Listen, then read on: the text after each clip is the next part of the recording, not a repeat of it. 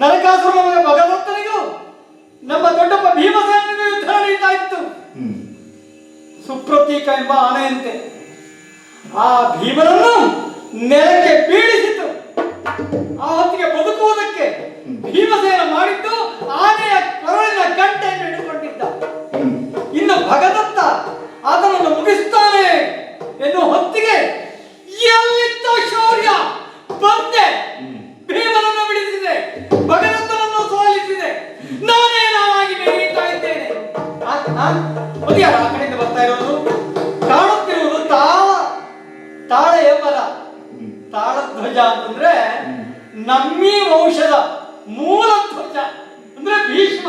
ನಾನೇ ಮಾತಾಡಿಸ್ತೇನೆ. ತಾತ ತಾತ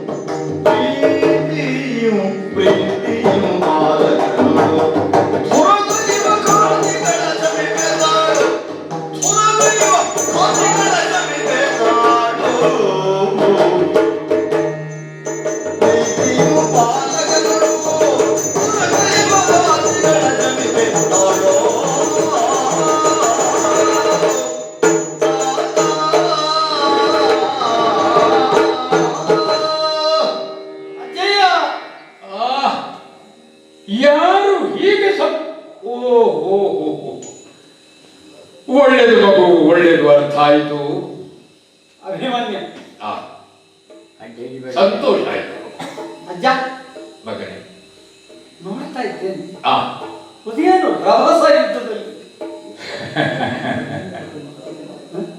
ಇದು ಹಳೆಯದಲ್ವೋ ಮಗು? ಹಳೆಯದ್ದು ಹೌದು. ನಿಮ್ಮ ಕುರಿತಾಗಿ ಈಗಾಗಲೇ ತ್ರಿಭುವನ ಖ್ಯಾತಿ ಉಂಟು. ನನ್ನ ಅಜ್ಜ ಸಂಗರ ಶೂರನೇ, ಪ್ರಶ್ನೆ ಇಲ್ಲ. ಸಂಗರ ಶೂರನೇ ಸಂಬೋಧನೆ. ತಾತ ಸಂಗರ ಶೂರನೇ, ಮೂರೂ ಲೋಕದಲ್ಲಿಯೂ ಪ್ರಕೃತ ಭೀಷ್ಮನನ್ನು ಎದುರಿಸುವವರಿಲ್ಲ, ಹೀಗೊಂದು ಪ್ರತೀತಿ. ಹೌದು ಮಗನೇ, ಪ್ರತೀತಿ ಸುಮ್ಮಗೆ ಬರುವುದಿಲ್ಲ. ಅದಕ್ಕೆ ಬೇಕಾದಂತಹ ಸಾಧನೆಯನ್ನು ಮಾಡಿದವನಿದ್ದೇನೆ. ಪ್ರತೀತಿ ಅಂತ ಅಷ್ಟೇ ಬಿಡುವುದಕ್ಕಾಗುವುದಿಲ್ಲ. ಇದು ಸತ್ಯ ಎಂಬ ಅರಿವು ನನಗಿದೆ. ನಾನು ಎದೆ ಹೊಡುತ್ತಾ ಇದ್ದೇನೆ. ಅಜಯ ಮಗನೇ, ಶಂತನು ಪುತ್ರನಾಗಿ ಈ ಲೋಕದಲ್ಲಿ ಯಾರೂ ಮಾಡದೇ ಇದ್ದ ಒಂದು ವಿಶಿಷ್ಟವಾದ ಸಾಧನೆಯನ್ನು ನಿಮ್ಮ ಕಾಯಕದಲ್ಲಿ ತೋರಿದ್ದೀರಿ. ಯಾವುದು ಮಗನೇ? ನಿಮ್ಮ ಬದುಕೇ ಒಂದು ಒಬ್ಬ ಯೋಧನಿಗೆ ಒಂದು ಆದರ್ಶ. ನಾನು ಹಾಗೆ ಈ ಕ್ಷೇತ್ರಕ್ಕೆ ಹೊಸ ಹೊಸತಾಗಿ ಬಂದರೂ ಸಹ ನೀವೊಂದು ಆದರ್ಶ ನನಗೆ.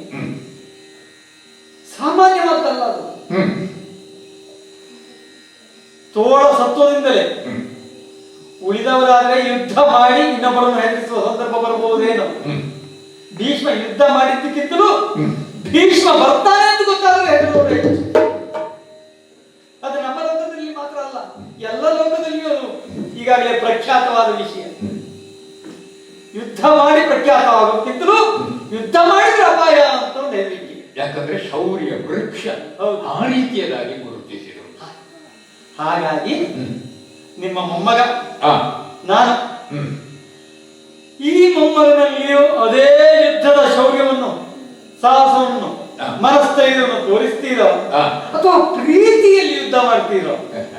ಯಾಕೆಂದ್ರೆ ಮೊಮ್ಮಗ ಪ್ರೀತಿಯಲ್ಲಿ ಯುದ್ಧ ಮಾಡ್ತೀರಿ ಅಂತ ಆದ್ರೆ ಅದು ಸತ್ವಯುತವಾದ ಯುದ್ಧ ಅಂತ ನಾನು ಭಾವಿಸುವುದಿಲ್ಲ.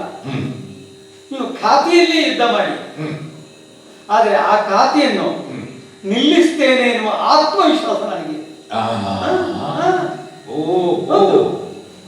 ಇಲ್ಲಿವರೆಗೆ ಭೀಷ್ಮ, ಇನ್ನು ಅಭಿಮನ್ಯು ಅಂತ ಆಗಬೇಕು ಆಗಬೇಕು. ಇದು ನನ್ನ ಧ್ಯೇಯ.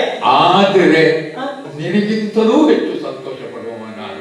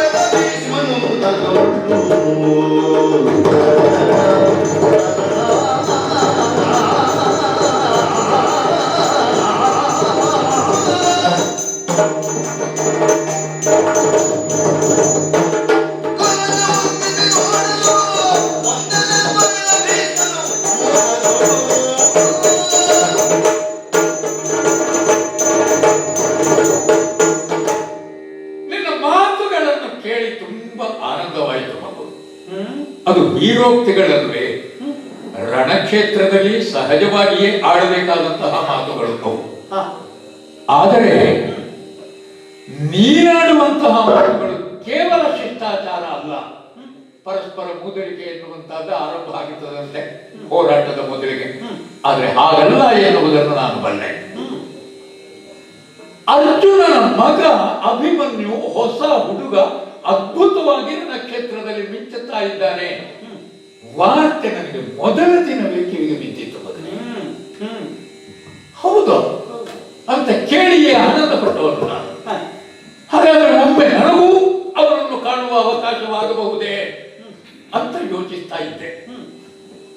ಆದ್ರೂ ನನ್ನ ಮುಂದೆ ಎಲ್ಲ ಬರ್ತಾನೋ ಇಲ್ವೋ ಎನ್ನುವ ಒಂದು ಅನುಮಾನವೂ ಇತ್ತು ಮಗು. ಯಾಕಂದ್ರೆ ಸಹಜವಾಗಿ ಒಂದು ಬಗೆಯ ಅಂತಿಕೆ ಇರ್ತದೆ ನೋಡು. ಮನೆಯಲ್ಲೇ ಆದ್ರೂ ಬಹಳ ಪ್ರೀತಿಯನ್ನು ಮಾಡುವ ತಂದೆಯೇ ಆದರೂ ಮಗನಾದವನ ತಂದೆಯ ಮುಂಭಾಗದಲ್ಲಿ ಹೋಗಿ ನಿಂತುಕೊಂಡು ಎರಡು ಸ್ವತಂತ್ರವಾಗಿ ಮಾತನಾಡುವುದಕ್ಕೆ ಸ್ವಲ್ಪ ಒಂದು ಅಂತರ ಇರ್ತದೆ. ಅದು ತಂದೆಗೆ ಕೊಡುವ ಗೌರವ. ಆ ರೀತಿಯಾಗಿ ಅದಕ್ಕಿಂತ ಹಿಂದಿನವನಾದ ನನಗೆ ಈ ಪುಟ್ಟ ಹುಡುಗ ಅಭಿಮನ್ಯು ಬರ್ತಾನೋ ಇಲ್ವೋ? ಹಾಗಿಲ್ಲ, ಬರಲಿಲ್ಲ. ಇದು ರಣಕ್ಷೇತ್ರ. ಹಾಗಾಗಿ ಇಲ್ಲಿ ಯಾವುದೇ ಮುಜುಗರವೂ ಇಲ್ಲ ನನಗೆ. ಅಜ್ಜಯ್ಯನವರೇನು ಇಲ್ಲಿ ಈ ಹಿಂದೆಯೇ ನಾನು ಎದುರಿಸಬೇಕಿತ್ತು. ಯಾಕೆಂತಂದ್ರೆ ಸೇನಾಧಿಪತಿ. ಹಾಗಾದ್ರೆ ಇದಕ್ಕಿಂತ ಮೊದಲೇ ನೀನು ಬರಬೇಕು ಅಂತ ಇದ್ದೆ. ಹೌದು, ಬರುವುದಕ್ಕೆ ಅವಕಾಶ ಆಗಿಲ್ಲ. ನಿನ್ನವರೇ ಬಿಡ್ಲಿಲ್ವೋ ಏನೋ? ಅಯ್ಯೋ, ಭೀಷ್ಮರು ಮುಂದೆ ಹೋಗುತ್ತೀಯೋ? ಹಾಗಿಲ್ಲ. ನನ್ನ ಸ್ವಭಾವ ಹೇಗೆ ಅಂತಂದ್ರೆ ಯುದ್ಧ ನಡೆಯುತ್ತದೆ ಅಂತ ಆದ್ರೆ ಅಂದ್ರೆ ಇರ್ಬೇಕಾದ್ದು ಒಬ್ಬ ದೇಶಾಭಿಮಾನ ರಾಷ್ಟ್ರಾಭಿಮಾನ ಇರುವ ಯಾವ ವ್ಯಕ್ತಿಗೆ ಆಗಲಿ ತಮ್ಮ ಬದುಕು ಮುಖ್ಯ ಅಲ್ಲ. ಯಾವ ದೇಶದಲ್ಲಿ ಇರಲಿ ನಮ್ಮವರಿಗೆ ವಿಪ್ಲವ ಆಗ್ತದೆ, ವಿಪತ್ತು ಆಗುತ್ತದೆ ಅಂತ ಆದ್ರೆ ಆ ಕ್ಷಣಕ್ಕೆ ರಣಕ್ಷೇತ್ರಕ್ಕೆ ಹೋಗ್ಬೇಕು. ಇದು ಯೋಧ ನ್ಯಾಯ. ಎಲ್ಲೆಲ್ಲಿದ್ದರೂ ಅಲ್ಲಿ ಮಾಡುವ ಕೆಲಸವನ್ನು ಬಿಟ್ಟು ಅಲ್ಲಿಗೆ ಬರ್ಬೇಕು. ಹಾಗೆ ಬರಬೇಕಾದ ಸ್ವಭಾವ ನನ್ನದು. ಬಂದ ಮೇಲೆ ನನ್ನ ಬದುಕು ಮುಖ್ಯ ಅಲ್ಲ. ಯಾವ ಯೋಧನಿಗೆ ಆಗಲಿ ಅವ ಹುಟ್ಟಿದಾಗಲೇ ಸತ್ತಿರ್ತಾನೆ. ಸಾವು ದೊಡ್ಡ ವಿಷಯ ಅಲ್ಲ. ಆದ್ರೆ ಹೇಗೆ ಸತ್ತಿದ್ದಾನೆ ಎನ್ನುವುದು ಮುಖ್ಯ ಆಗುತ್ತದೆ. ನಾನು ಯುದ್ಧ ಮಾಡುವಾಗ ಯಾವುದೋ ಒಬ್ಬ ಸಾಮಾನ್ಯನ ಕೈಯಲ್ಲಿ ಆಪತ್ತಿಗೆ ಒಳಗಾದ್ರೆ ಅದು ನನಗೊಂದು ಬೆಲೆ ಬಂದಿದ್ದ. ನಿನಗಿಂತ ಮೊದಲೇ ಜನಿಸಿದ ಕೆಲವು ಮಂದಿ ಪಾಂಡು ಪುತ್ರರು ಇದ್ದಾರೆ ಎನ್ನುವುದನ್ನು ಕೇಳಿದ್ದೇನೆ. ಹೌದಿದ್ದಾರೆ. ಅವರೆಲ್ಲಾದರೂ ರಣಕ್ಷೇತ್ರದಲ್ಲಿ ಕಾಣ್ತಾರೋ ಎನ್ನುವುದನ್ನು ಹುಡುಕುತ್ತಾ ಇದ್ದೇನೆ. ಆದ್ರೆ ಕಂಡದ್ದು ನಿನ್ನೊಬ್ಬನನ್ನು. ಅದಕ್ಕೋಸ್ಕರ ನನಗೆ ಆನಂದವಾದದ್ದು ಮಗು. ನಿನ್ನ ಪಿತೃಗಳಿಗೆ ನಿನ್ನ ಅಪ್ಪನಿಗೆ ದೊಡ್ಡಪ್ಪನಿಗೆ ಶಸ್ತ್ರ ವಿದ್ಯಾಭ್ಯಾಸವನ್ನು ಮಾಡಿಸಿದವನೇ ನಾನು ಹಸ್ತಿನಾವತಿಯಲ್ಲಿ. ಅವರೆಷ್ಟು ಕಲಿತಿದ್ದಾರೆ ಎನ್ನುವುದನ್ನು ನೋಡುವ ಕುತೂಹಲ ಇತ್ತು ಮಗನೇ. ಅರ್ಜುನ ಪುತ್ರನಾದಂತಹ ಅಭಿಮನ್ಯು ಅರ್ಜುನ ಶಿಷ್ಯನಾದ ಸಾತ್ವಿಕಿಯನ್ನೇ ಗುರುವನ್ನಾಗಿ ಹೊಂದಿಕೊಂಡು ವಿಶೇಷ ಪ್ರೌಢಿಮೆಯನ್ನು ಸಂಪಾದಿಸಿಕೊಂಡಿದ್ದಾನೆ. ಇದನ್ನು ನಾವು ಕೇಳುವುದಕ್ಕೆ ಬಯಸಿದ್ದು. ಮಕ್ಕಳು ದೂರದಲ್ಲಿದ್ದು ಏನೇನು ಮಾಡ್ತಾ ಇದ್ದಾರೆ, ಹೇಗೆ ಇದ್ದಾರೆ ಎನ್ನುವುದನ್ನು ತಿಳಿದುಕೊಳ್ಳುವ ಕುತೂಹಲ ಇರ್ತದಲ್ಲ ಮೂಲ ಮನೆಯಲ್ಲಿ. ಅವಲೋಕನ ಬೇಕೆ. ಹಾಗೆ ವಿಚಾರಿಸ್ತಾ ಇದ್ದೆ ಮಗು. ನಿನ್ನ ಕರ ಚಮತ್ಕೃತಿ ಏನಿದೆಯೋ ಅದನ್ನು ಉಳಿದವರು ಹೇಳಿದ್ದನ್ನು ಕೇಳಿ ಆನಂದ ಪಟ್ಟಿದ್ದೇನೆ. ಯಾಕೆ ಆನಂದ ಪಟ್ಟಿದ್ದೇನೆ ಗೊತ್ತುಂಟು? ಒಂದು ಸಮಯದಲ್ಲಿ ನಾನೇ ಗರ್ಜಿಸಿದ್ದುಂಟು. ಕಾಶಿ ರಾಜ್ಯದಲ್ಲಿ ಹೋಗಿ ಶಶಿಕುಲಾಧೀಶರುಗಳೆಸವ ವಿಶೇಷವ ಈ ನಮ್ಮ ವಂಶದ ಕುರಿತು ಹೇಳಿದ್ದು ನಾವು. ಅಂತಹ ಆ ವೃಕ್ಷದಲ್ಲಿ ಮೂಡುವಂತಹ ಹೂವಾಗಲಿ ಕಾಯಾಗಲಿ ಹಣ್ಣಾಗಲಿ ಎಲ್ಲವೂ ಅದರ ಬೇರಿನ ಗುಣವನ್ನು ಹೊಂದಿಕೊಂಡು ಇರಬೇಕು, ಸತ್ವಯುತವಾಗಿರಬೇಕು. ತಾಯಿ ಬೇರಾಗಿ ನಾನು ನಿಂತುಕೊಂಡಿದ್ದೇನೆ ಮಗುವು. ಅದೇ ಸತ್ವ ಉಳ್ಳ ಫಲ ಎಲ್ಲಿ ಬರ್ತದೆ ಅಂತ ಕಾಯ್ತಾ ಇದ್ದೇನೆ. ನೀನದನ್ನು ಪ್ರಮಾಣ ಪೂರ್ವಕವಾಗಿ ನನ್ನ ಮುಂಭಾಗದಲ್ಲಿ ನಿರೂಪಿಸಿದರೆ ಸಾಕು ಮಗನೇ, ಸಾಕು. ಧನ್ಯತೆಯನ್ನು ಪಡೆಯುತ್ತೇನೆ ನಾನು. ಅಜಯ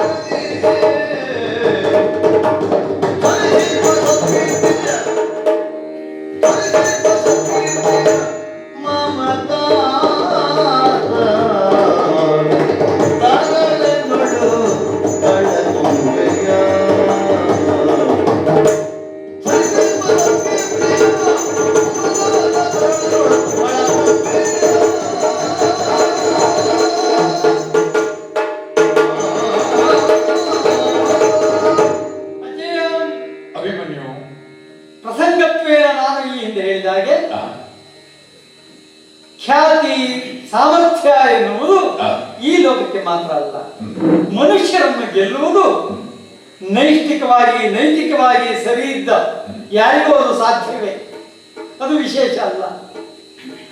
ಸುರನೋರುಗರಲ್ಲಿ ಭೀಷ್ಮನನ್ನು ಮೀರಿಸುವವರಿಲ್ಲ. ಹಿಂದೊಮ್ಮೆ ನಿಮ್ಮ ತಮ್ಮ ಚಿತ್ರಾಂಗದ ಎಂಬುವ ಹೆಸರಿಗಾಗಿ ಹೊಡೆದಾಟ ಪ್ರಾರಂಭ ಆದಾಗ ಗಂಧರ್ವರು ಕೊಂದು ಕಳೆದಂತೆ. ಅದೇ ಹೆಸರಿನ ಒಬ್ಬ ಗಂಧರ್ವ. ನನ್ನ ಹೆಸರು ನಿನ್ನದು, ನಿನ್ನ ಹೆಸರು ನನ್ನದು. ನೀವೇನೋ ಧನುಷ್ಟೇಂಕಾರ ಮಾಡಿದಂತೆ ಯಾವ ಗಂಧರ್ವರು ನೋಡ್ತೇನೆ. ಅಲ್ಲಿಂದ ಒಂದು ಒಪ್ಪಂದ ಆಯ್ತಂತೆ, ಇಲ್ಲಪ್ಪ ನಿನ್ನು ನಾವು ನಿಮ್ಮ ವಂಶದ ಜೊತೆ ಬರೋದಿಲ್ಲ, ನಮ್ಮನ್ನು ಏನೂ ಆಪತ್ತುಗೊಳಿಸಬೇಡಿ. ಹಾಗೆ ಲೋಕಾಂತರಕ್ಕೆ ನಿಮ್ಮ ಖ್ಯಾತಿ. ಹೌದು, ಇಡೀ ಬದುಕಿನಲ್ಲಿ ಒಂದು ಉತ್ತುಂಗಕ್ಕೆ ಹೋದ ವ್ಯಕ್ತಿ ಕಡೆಯ ಕಾಲಕ್ಕೆ ಹೋಗುವ ಹೀಗಾಗಬಹುದೇ?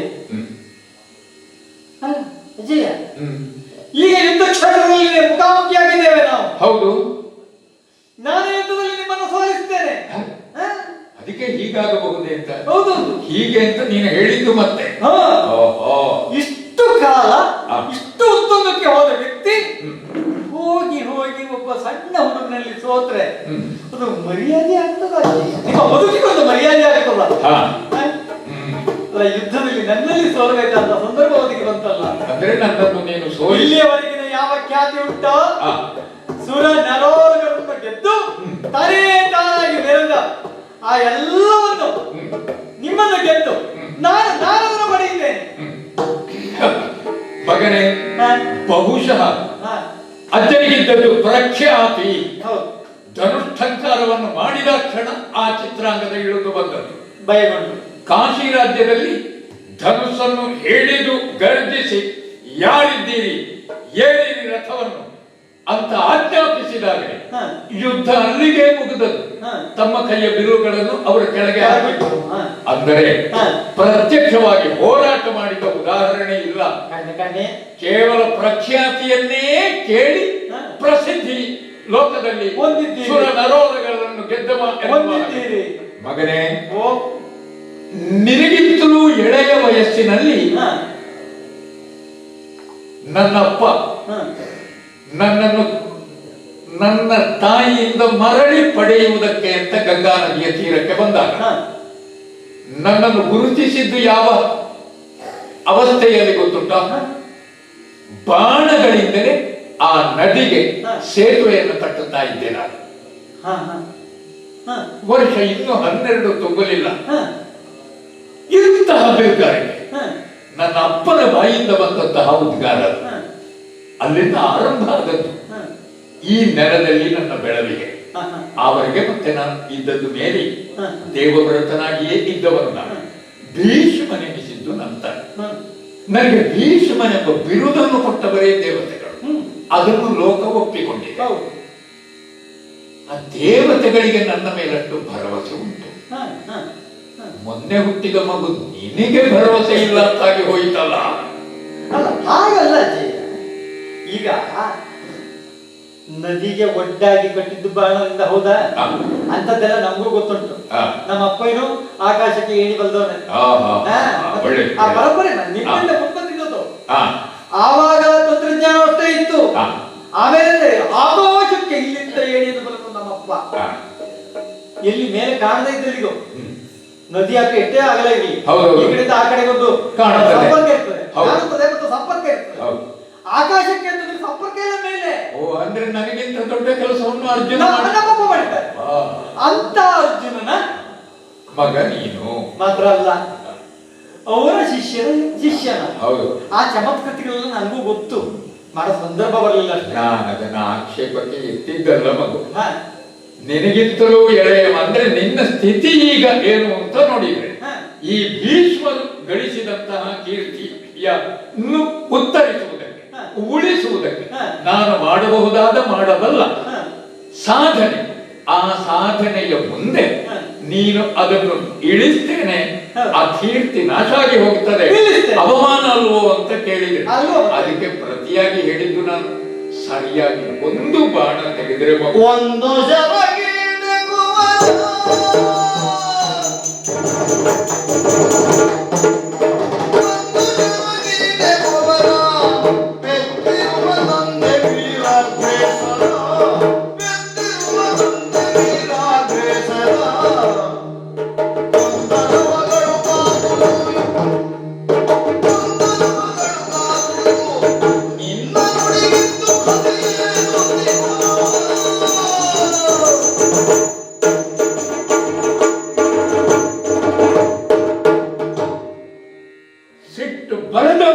ಬಂದು ಹೋದಿತ್ತು, ಆ ರೀತಿಯಲ್ಲಿ ಕೆಣಕಿದ್ದಿ ಮಗು. ಆದ್ರೆ ನನಗೆ ಬರಲಿಕ್ಕಿಲ್ಲ.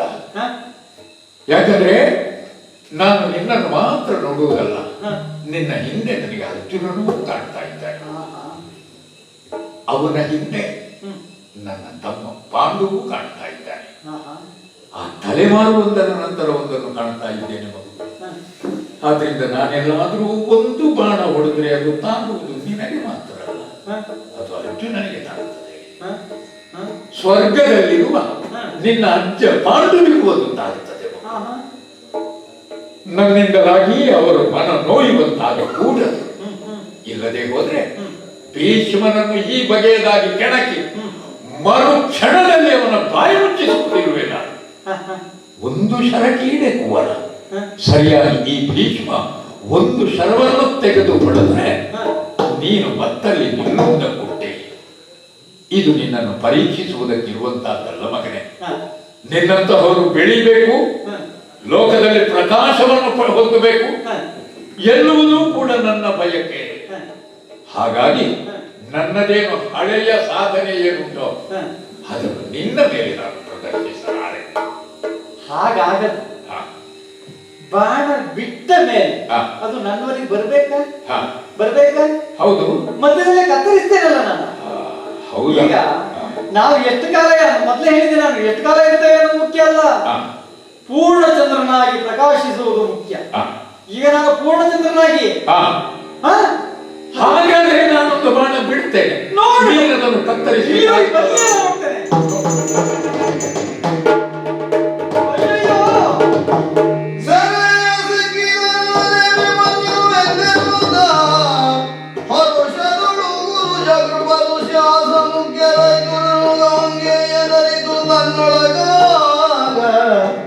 ತರಳ ಮಹಾರಥನಿದನು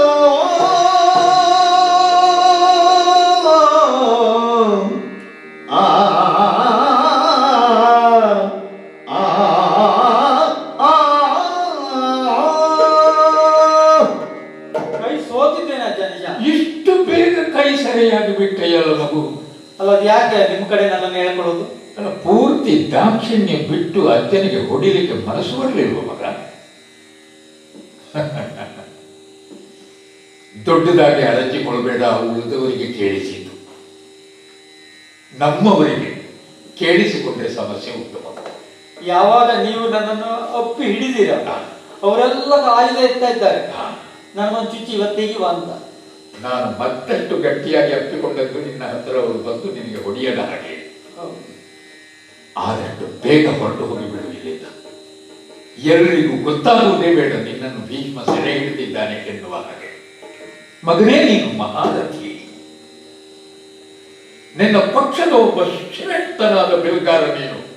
ಬೆಳಕಿಗೆ ಬರಬೇಕಾದವ, ಭವಿಷ್ಯವನ್ನು ಕಾಣಬೇಕಾದವ, ಮುಂದಕ್ಕೆ ಎದ್ದು ನಿಲ್ಲಬೇಕು ಮಗು, ಅರ್ಜುನ ಪುತ್ರನಾಗಿ. ನಿನ್ನನ್ನು ಸೋಲಿಸಿ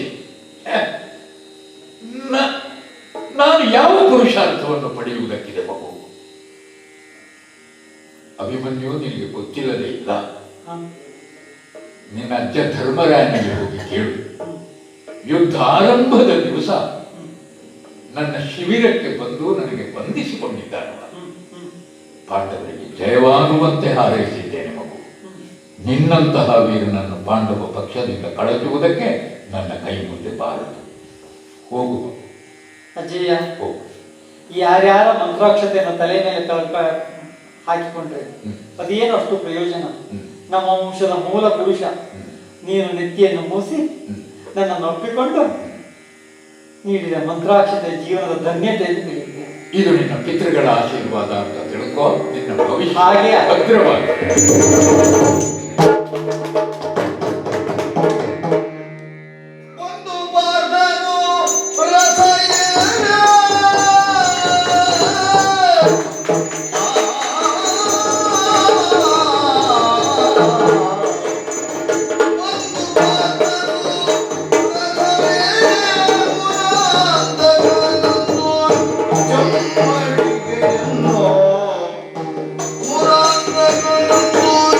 Jump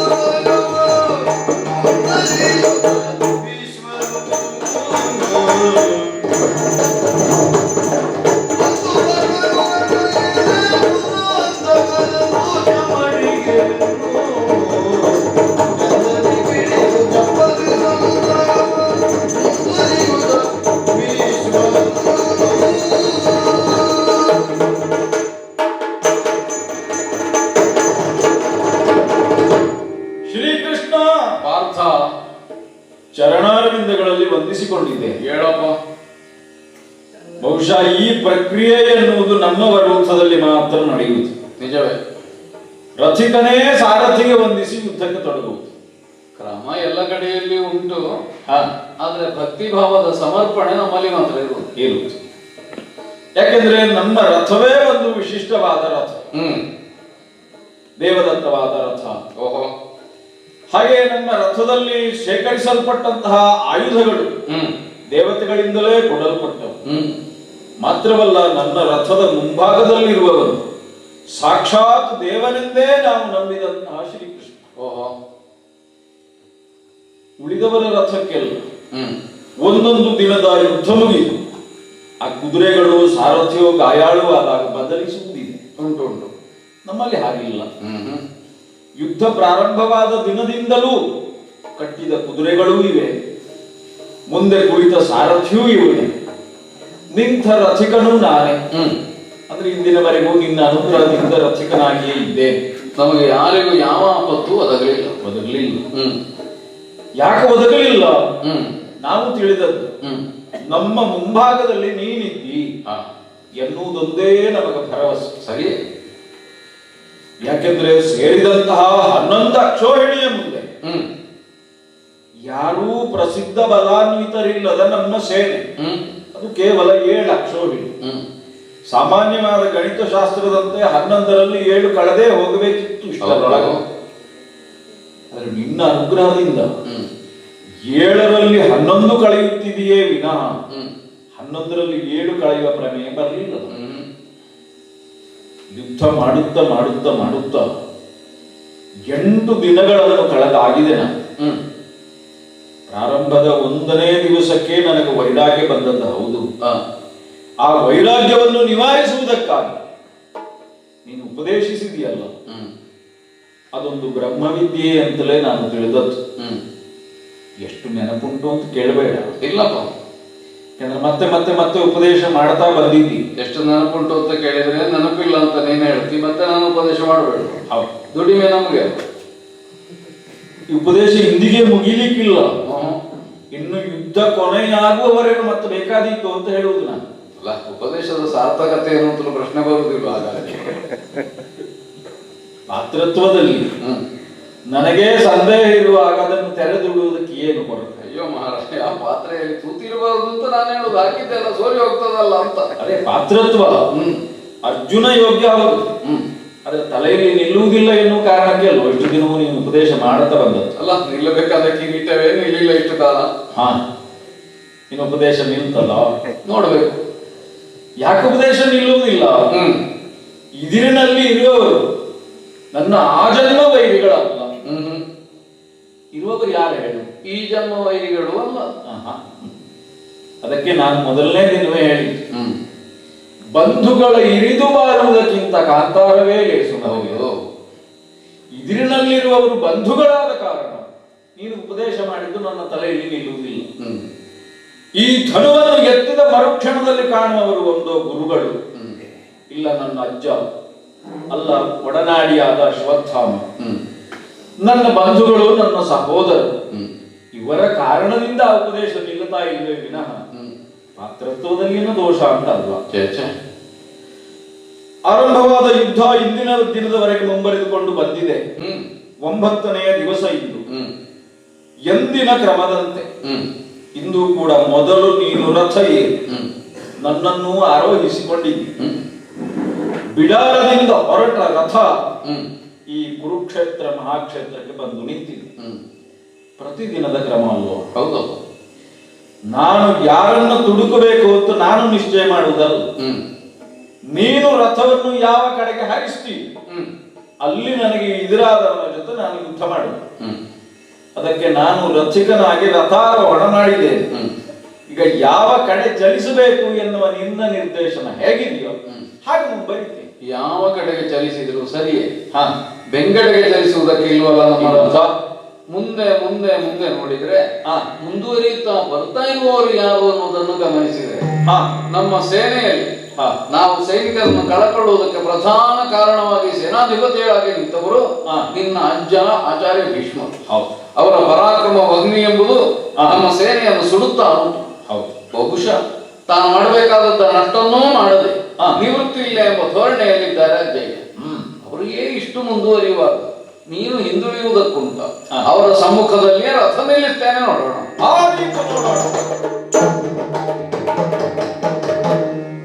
ಮುರಗರನನು ನೋಡಿ ನಗುತ್ತ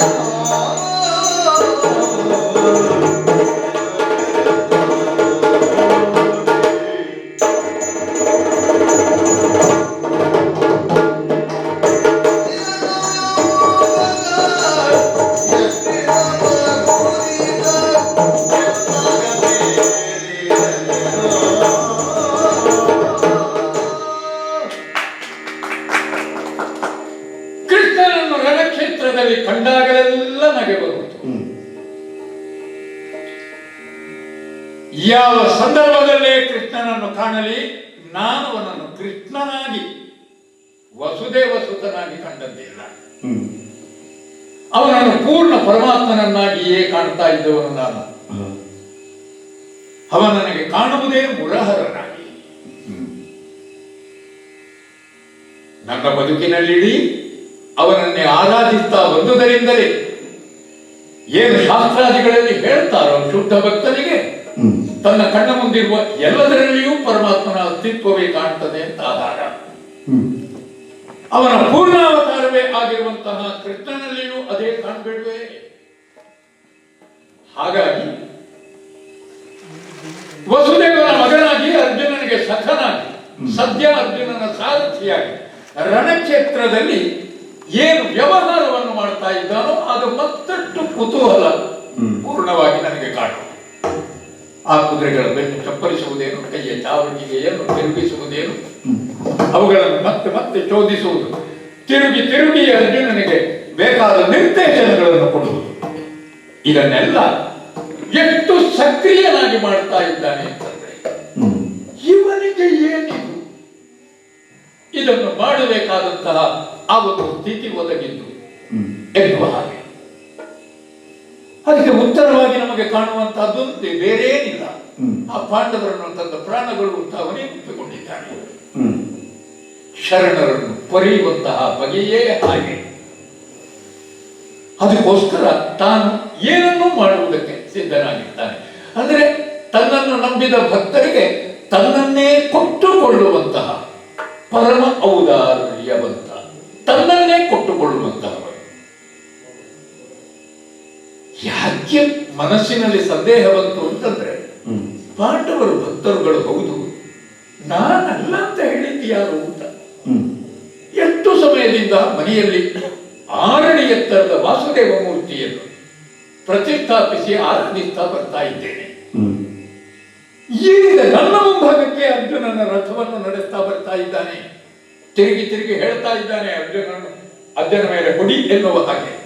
ಅಂದ್ರೆ ನನ್ನ ಮೇಲೆ ಅಭಿಯೋಗವನ್ನು ಮಾಡುವುದಕ್ಕೆ ಹೀಗೆ ಮುಂದೆ ಬರುವಾಗ ನನಗೆ ಇದೇ ಒಂದು ಜಿಜ್ಞಾಸೆಯ ಸ್ವರೂಪದಲ್ಲೇ ಕಾಣ್ತಾ ಉಂಟಲ್ಲ. ಮೊನ್ನೆ ಹೇಳಿದ್ದರಂತೆ ಅರ್ಜುನನಿಗೆ ಇಡೀ ಉಪದೇಶ ಏನದು ಗೀತೋಪದೇಶ, ಅದರಲ್ಲಿ ನನ್ನ ಭಕ್ತರಿಗೆ ಇಂತಹ ಪ್ರಾಶಸ್ತ್ಯವನ್ನು ನಾನು ಕೊಡ್ತೇನೆ ಎನ್ನುವ ಹಾಗೆ. ಭಕ್ತರೇ ನನ್ನ ಆಸ್ತಿ, ಭಕ್ತರಿಗೋಸ್ಕರವಾಗಿ ತಾನಿದ್ದೇನೆ, ಹೀಗೆಲ್ಲ ಅವ ಹೇಳ್ತಾನೆ ಅಂತಾದಾಗ ಇಲ್ಲಿ ವ್ಯತ್ಯಾಸವನ್ನು ಕಾಣ್ತಾ ಇದ್ದೇನಲ್ಲ. ಅದು ಯಾಕೆ ಅರ್ಜುನ ಅದನ್ನು ಕೇಳಲಿಲ್ಲ ಪ್ರಶ್ನೆ ರೂಪದಲ್ಲಿ? ನಮಗೆ ನೇರವಾಗಿ ಉಪದೇಶವಾಗದೇ ಇದ್ರು, ಕರ್ಣಾನುಕರ್ಣಿಕೆಯಾಗಿ ಸಂಜಯರು ಏನು ಹೇಳಿದ್ರು ಅದನ್ನೇ ಸ್ವಲ್ಪ ಸ್ವಲ್ಪ ಕೇಳಿ ತಿಳ್ಕೊಂಡವನು. ಆದ್ದರಿಂದ ಸಂದೇಹ ನಿವಾರಣೆ ಆಗುವುದಕ್ಕೆ ಅದನ್ನೇ ಅಧಿಷ್ಠಾನವನ್ನಾಗಿ ಮಾಡಿಕೊಂಡು ಅದರ ಮೇಲೊಂದು ಪ್ರಜ್ಞೆಯನ್ನು ರೂಪಿಸಿ ಇವನಲ್ಲಿ ಕೇಳಿದ್ರೇನಾಗ್ತದೆ? ಲೋಕಗುರು ಜಗದ್ಗುರು ಇವ ಹೌದು, ನನ್ನ ಪ್ರಜ್ಞೆಯೂ ಮುಖ್ಯವಾಗಿ ಅದೇ ಕರ್ಮ ಸಿದ್ಧಾಂತದ ಮೇಲೆಯೇ ಆದ ಕಾರಣ ಭಕ್ತರಾಗಿ ನಾವು ಮಾಡುವಂತಹ ಕರ್ಮ ಅದರ ಫಲಾಫಲಗಳ ಕುರಿತು ಅವನ ಮುಂಭಾಗದಲ್ಲಿ ಇಡೋಣ, ಅವನೇ ಅದನ್ನು ವಿಶ್ಲೇಷಿಸಿ ಹೇಳಲಿ ಯಾಕೆ ಹೀಗಾಗುತ್ತಾ ಇದೆ ಎನ್ನುವ ಹಾಗೆ. ಆ ಕಾರಣದಿಂದ ಈ ಸಮಯ ಇದು ಸರಿಯಾದ್ದು ಅಂತ ಕಾಣುತ್ತದೆ. ಈ ದಿವಸ ಮಾಡಬೇಕಾದಂತಹ ನನ್ನ ಕೆಲಸ ಮುಗಿದಿದೆ. 10,000 ಮಕುಟವರ್ಧನರು ಮತ್ತೆ ಹೆಚ್ಚು ಇವತ್ತು ಮಾಡಬೇಕಾದಂತಹ ಅಗತ್ಯ ಇಲ್ಲ. ಕಳೆದ 7-8 ದಿನಗಳಲ್ಲಿ ಸುಮಾರೆಲ್ಲ ಸೇನೆ ಮುಗಿದು ಹೋಗಿದೆ. ಇನ್ನು ಎಷ್ಟು ದಿವಸ ಅಂತ ನನಗೂ ಕಾಣುತ್ತದೆ. ಆದ್ರೆ ಎಷ್ಟು ದಿವಸ ಅಂತ ನನಗೆ ಕಾಣ್ತದೆಯೇ ಹೊರತು ಇಷ್ಟೇ ದಿವಸ ಅಂತ ಹೇಳುವವರು ನನಗೆ ಸಿಗಲಿಲ್ಲ. ಅದಾದರೂ ಗೊತ್ತಾಗ್ತದೋ ಅದು ಕೂಡ ನನ್ನ ಮನಸ್ಸಿನ ಒಳಗೆ ಪ್ರಶ್ನೆಯಾಗಿ ಉಂಟು. ಆದ್ರಿಂದ ಇದೆಲ್ಲವನ್ನು ಉಂಟು ಮಾಡಿ ಈ ಕೃಷ್ಣನ ಮುಂಭಾಗದಲ್ಲಿ ಒಂದು ಪೂರ್ವ ಪಕ್ಷವನ್ನು ಮಂಡನೆ ಮಾಡಿಬಿಡ್ತೇನೆ. ಮತ್ತೇನಾಗ್ತದೋ ನೋಡೋಣ. ಅಂತೂ ಕೃಷ್ಣನಲ್ಲಿ ಅಷ್ಟು ಮಾತನಾಡಬಲ್ಲಂತ ಒಂದು ಸ್ವಾತಂತ್ರ್ಯ ಸರಸವಾಗಿ ನನಗೆ ಇದೆ. ಅದನ್ನೇ ಬಳಸಿಕೊಳ್ಳುತ್ತಾ ಅವನನ್ನೊಂದು ಸುಂದರವಾಗಿ ಸಂಬೋಧಿಸಿ, ಈ ಲೋಕದ ಸಂಬೋಧನೆ ಅಲ್ಲ ಅದು, ಅವನ ನಿತ್ಯ ಸ್ವರೂಪದ್ದು, ಶಾಶ್ವತ ಸ್ವರೂಪದ್ದು, ಹಾಗೆಯೇ ಅವನನ್ನು ಕರೆದು ಬಿಡೋಣವಂತೆ. ಹೇಗೆ ಹೇಗೆ ಚಿನ್ಮಯ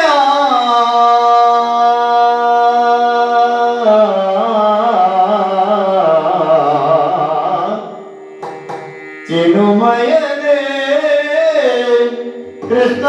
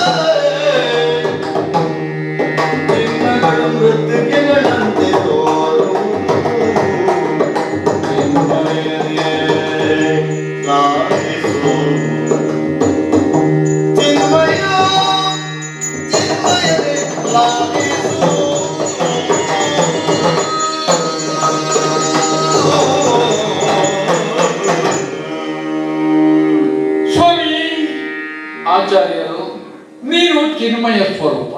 ಹ್ಮ್ ವಸುದೇವನ ಪುತ್ರನಾಗಿ ನಿನಗೊಂದು ಮಾಂಸ ಶರೀರ ಇದ್ದರೂ ಜನಿಸುವಂತಹ ಸಂದರ್ಭದಲ್ಲಿ ಅದು ನಿನ್ನ ಮೂಲ ಸ್ವರೂಪವಲ್ಲ ಎನ್ನುವುದನ್ನು ನೀನು ನಿನ್ನ ಹೆತ್ತವರಿಗೆ ತೋರಿಸಿದೆಯಂತೆ.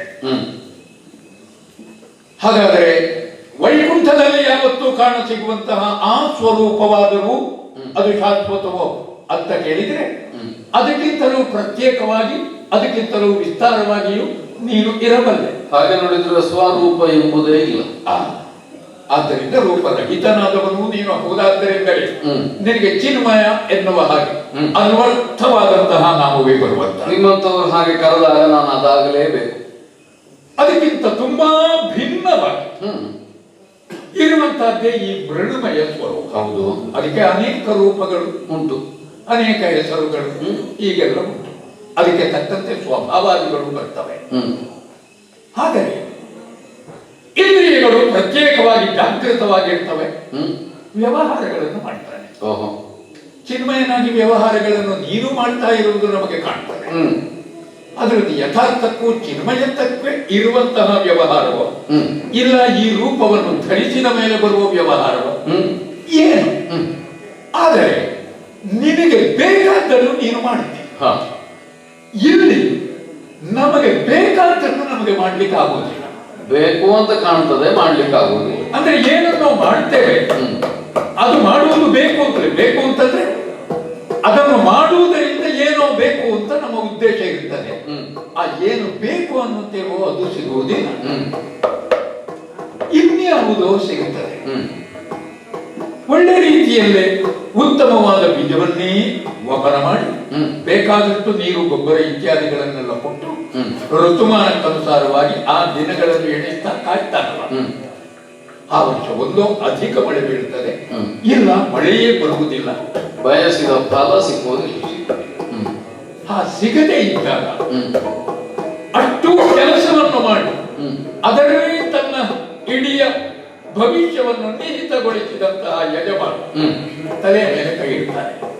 ಅಯ್ಯೋ ನನ್ನ ಕರ್ಮವೇ ಅಂತ ಹೇಳ್ತಾನೆ. ಅಂದರೆ ಅವನಿಗೆ ತಿಳಿದೋ ತಿಳಿಯದೆಯೋ ಶಾಸ್ತ್ರಾದಿಗಳಲ್ಲಿ ನಾವು ಓದುವಂತಹ ಒಂದು ಸತ್ಯ ಅವನ ಬಾಯಿಯಿಂದ ಆ ಬಗೆಯದಾಗಿ ಬರುವಂತಹ. ಹಾಗಾದ್ರೆ ಶಾಸ್ತ್ರಗಳಲ್ಲಿ ಏನು ಹೇಳ್ತಾರೆ? ಈ ರೀತಿಯದಾಗಿ ನಾವು ಮಾಡುವಂತಹ ಕೆಲಸಗಳು ಒಂದೇ. ಅವನು ಅದನ್ನೇ ಮಾಡ್ತಾನೆ, ಇವನು ಇದನ್ನೇ ಮಾಡ್ತಾನೆ.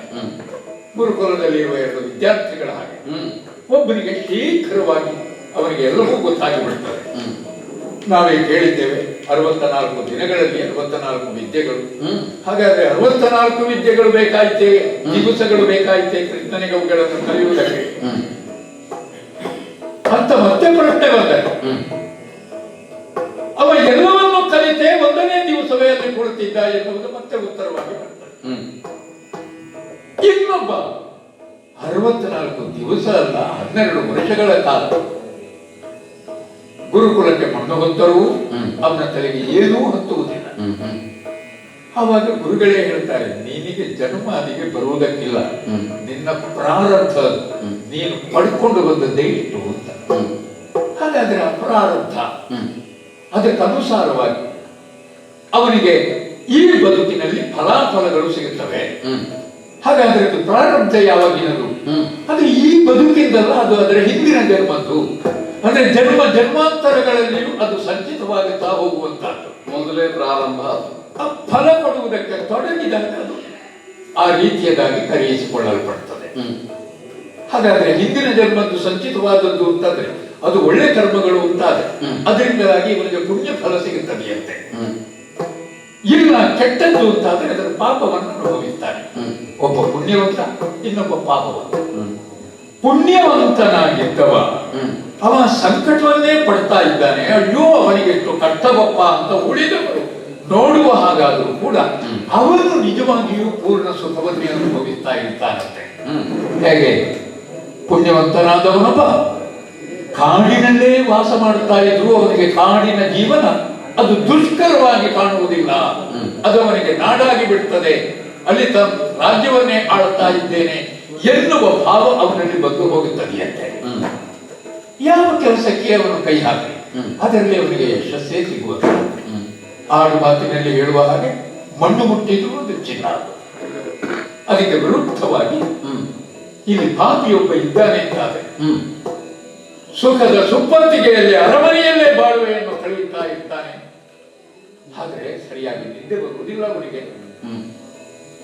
ಸಿಹಿಯಲ್ಲೇ ಉಣ್ಣುವುದಕ್ಕೆ ಬೇಕಾದಷ್ಟುಂಟು, ಆದರೆ ಸಿಹಿ ಉಣ್ಣುವುದಕ್ಕಾಗುವುದಿಲ್ಲ. ಬೇಕಾದ್ದೆಲ್ಲ ಇದ್ರೂ ಕೂಡ ಅವ ಕಾಡಿನ ಕಷ್ಟವನ್ನು ಅನುಭವಿಸ್ತಾನೆ. ನಿತ್ಯ ಅವನಿಗೆ ವೈದ್ಯರು ಬಳಿಯಲ್ಲೇ ಬೇಕಾಗುತ್ತದೆ. ಅವನು ಪಾಪಿ, ಆದ್ದರಿಂದ ಅದರ ಫಲವನ್ನು ಅನುಭವಿಸ್ತಾ ಇದ್ದಾನೆ. ಅವನ ಕೈಯಲ್ಲಿ ಚಿನ್ನವೇ ಇದ್ರೂ ಮಣ್ಣಾಗುತ್ತದೆ. ಪುಣ್ಯವಂತಗೆ ಘೋರಾರಣ್ಯಗಳು ಅಷ್ಟು ಸುಲಭವಾಗುತ್ತದೆ, ಇಲ್ಲದಿದ್ರೆ ಇಲ್ಲ. ಈ ಉದಾಹರಣೆ ಪ್ರತ್ಯಕ್ಷವಾಗಿಯೇ ಉಂಟು ಸ್ವಾಮಿ, ನಮ್ಮ ಮುಂದೆಯೇ ಕಾಣುತ್ತದೆ. 12 ವರ್ಷ ವನವಾಸವನ್ನು ಮಾಡಿದ ಪಾಂಡವರಿಗೆ ಎಷ್ಟು ಸುಖವಾದಂತಹ ಬದುಕು, ಏನು ಆನಂದ ಧರ್ಮರಾಯ. ಮತ್ತೆ ನಮ್ಮ ಹುಡುಗ ಹಸ್ತಿನಾವತಿಯಲ್ಲೇ ಇದ್ದ ನಮ್ಮ ಹುಡುಗ ಹೌದು, ಒಂದು ದಿನವೂ ಸರಿಯಾಗಿ ನಿದ್ರೆ ಮಾಡಿದ್ದಿರ್ಲಿಕ್ಕಿಲ್ಲ. ಅಂದ್ರೆ ಮನಸ್ಸಿನಲ್ಲಿ ಒಳ್ಳೆಯವ ಅಂತ ನಾನು ಹೇಳುವುದಲ್ಲ ಸ್ವಾಮಿ, ಕೆಟ್ಟವನೇ. ಕೆಟ್ಟವ ಆದರೂ ಮಾತ್ರ ನಮ್ಮವನೇ ಅಲ್ಲ, ನಮ್ಮ ಮನೆಯವನನ್ನೇ ಬಿಟ್ಟು ಹಾಕುವುದಕ್ಕಾಗ್ತಾವ. ವಿಷವೃಕ್ಷೋಪಿ ಛೇತು ನ ಶಕ್ಯತೆ. ಹೌದು, ಶಾಸ್ತ್ರವಾಕ್ಯ ಅಷ್ಟು ಸುಲಭದಲ್ಲಿ ಕತ್ತರಿಸಿ ಬಿಡುವುದಕ್ಕಾಗುತ್ತಿಲ್ಲ. ಹಾಗಾದ್ರೆ ಈ ಪಾಪ ಪುಣ್ಯಗಳಿಂದಲಾಗಿಯೇ ಒಬ್ಬ ಮುಂದಿನ ಜನ್ಮದಲ್ಲಿ ಜನಿಸುವಾಗಲೂ ಧರ್ಮರಾಯನ ಹಾಗೆ ಪುಣ್ಯಶಾಲಿಯಾಗಿದ್ದಾನೆ ಇಲ್ಲ ಇವನ ಹಾಗೆ. ಹಾಗಾದರೆ ಈ ಪಾಪ ಪುಣ್ಯಗಳಿಂದಲಾಗಿ ಉಂಟಾಗುವ ಭವಾಂತರ, ಆ ಕರ್ಮದ ಫಲಾಫಲಗಳು, ಇದು ಕೇವಲ ಮೃಣಮಯರಾದಂತಹ ನಮಗೆ ಮಾತ್ರ ಇರುವುದು ಅಂತ ನೋಡಿದರೆ ಅಲ್ಲ, ಅದಕ್ಕಿಂತ ಮೇಲಿನವರಿಗೂ ಉಂಟು. ಯಾರಿಗಪ್ಪ? ನಾವೆಲ್ಲ ನವವಿಧ ಸೃಷ್ಟಿಯಲ್ಲಿ 9ನೆಯದಲ್ವ ಇದೆಲ್ಲ. ಇದಕ್ಕಿಂತ ಎಷ್ಟೋ ಮೇಲಕ್ಕಿರುವಂತಹ ಆ ಪ್ರಥಮ ಸೃಷ್ಟಿಯಲ್ಲೇ ಇರುವ 3 ಮೂರ್ತಿಗಳು, ಅವನ ಒಬ್ಬೊಬ್ಬನ ಕಥೆಯೂ ಕೂಡ ಬೇಕು.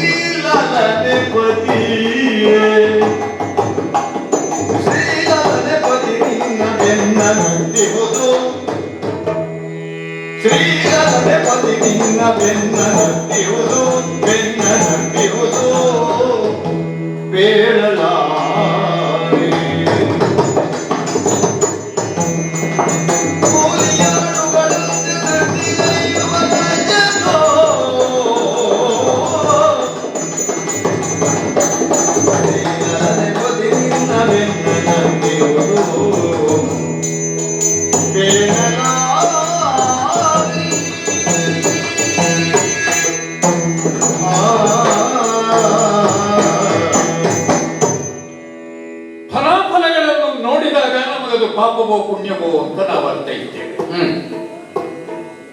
ಯಾವುದನ್ನೇ ನಾವು ಕೆಟ್ಟದ್ದನ್ನು ಅನುಭವಿಸಬೇಕಾಗಿ ಬಂದಾಗ ಅದಕ್ಕೆ ದುಷ್ಕರ್ಮ ಕಾರಣವಾಗುತ್ತದೆ ಅಲ್ವ?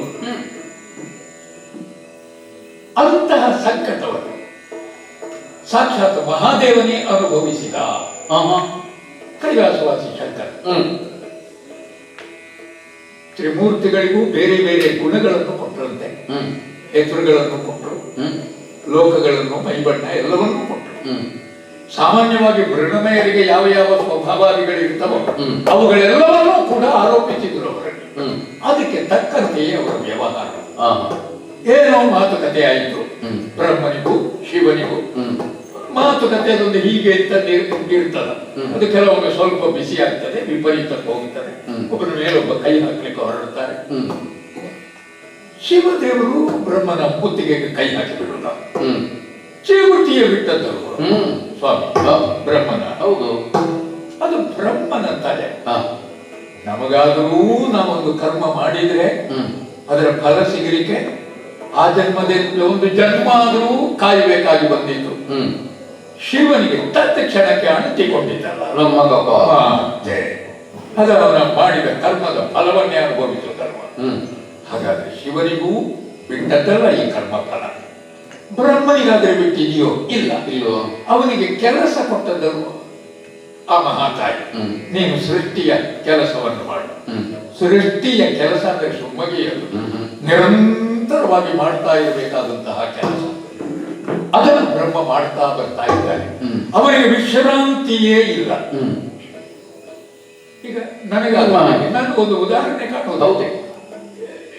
ನಾನು ಎಂಥದ್ದು ಮಾಡಿದ್ದೇನೆ ಕಣ್ಣ ಮುಂಭಾಗದಲ್ಲಿ, ಇದನ್ನೆಲ್ಲ ಈಗ ನೋಡ್ಬೇಕಲ್ಲ. ಈ ರಣಕ್ಷೇತ್ರದಲ್ಲಿ ಧನುಸ್ಸು ಹಿಡಿದು ಹೋರಾಡುವ ಕಾಲವನ್ನು ನಾನೆಲ್ಲ ಬರಬೇಕು ಇಲ್ಲಿಗೆ.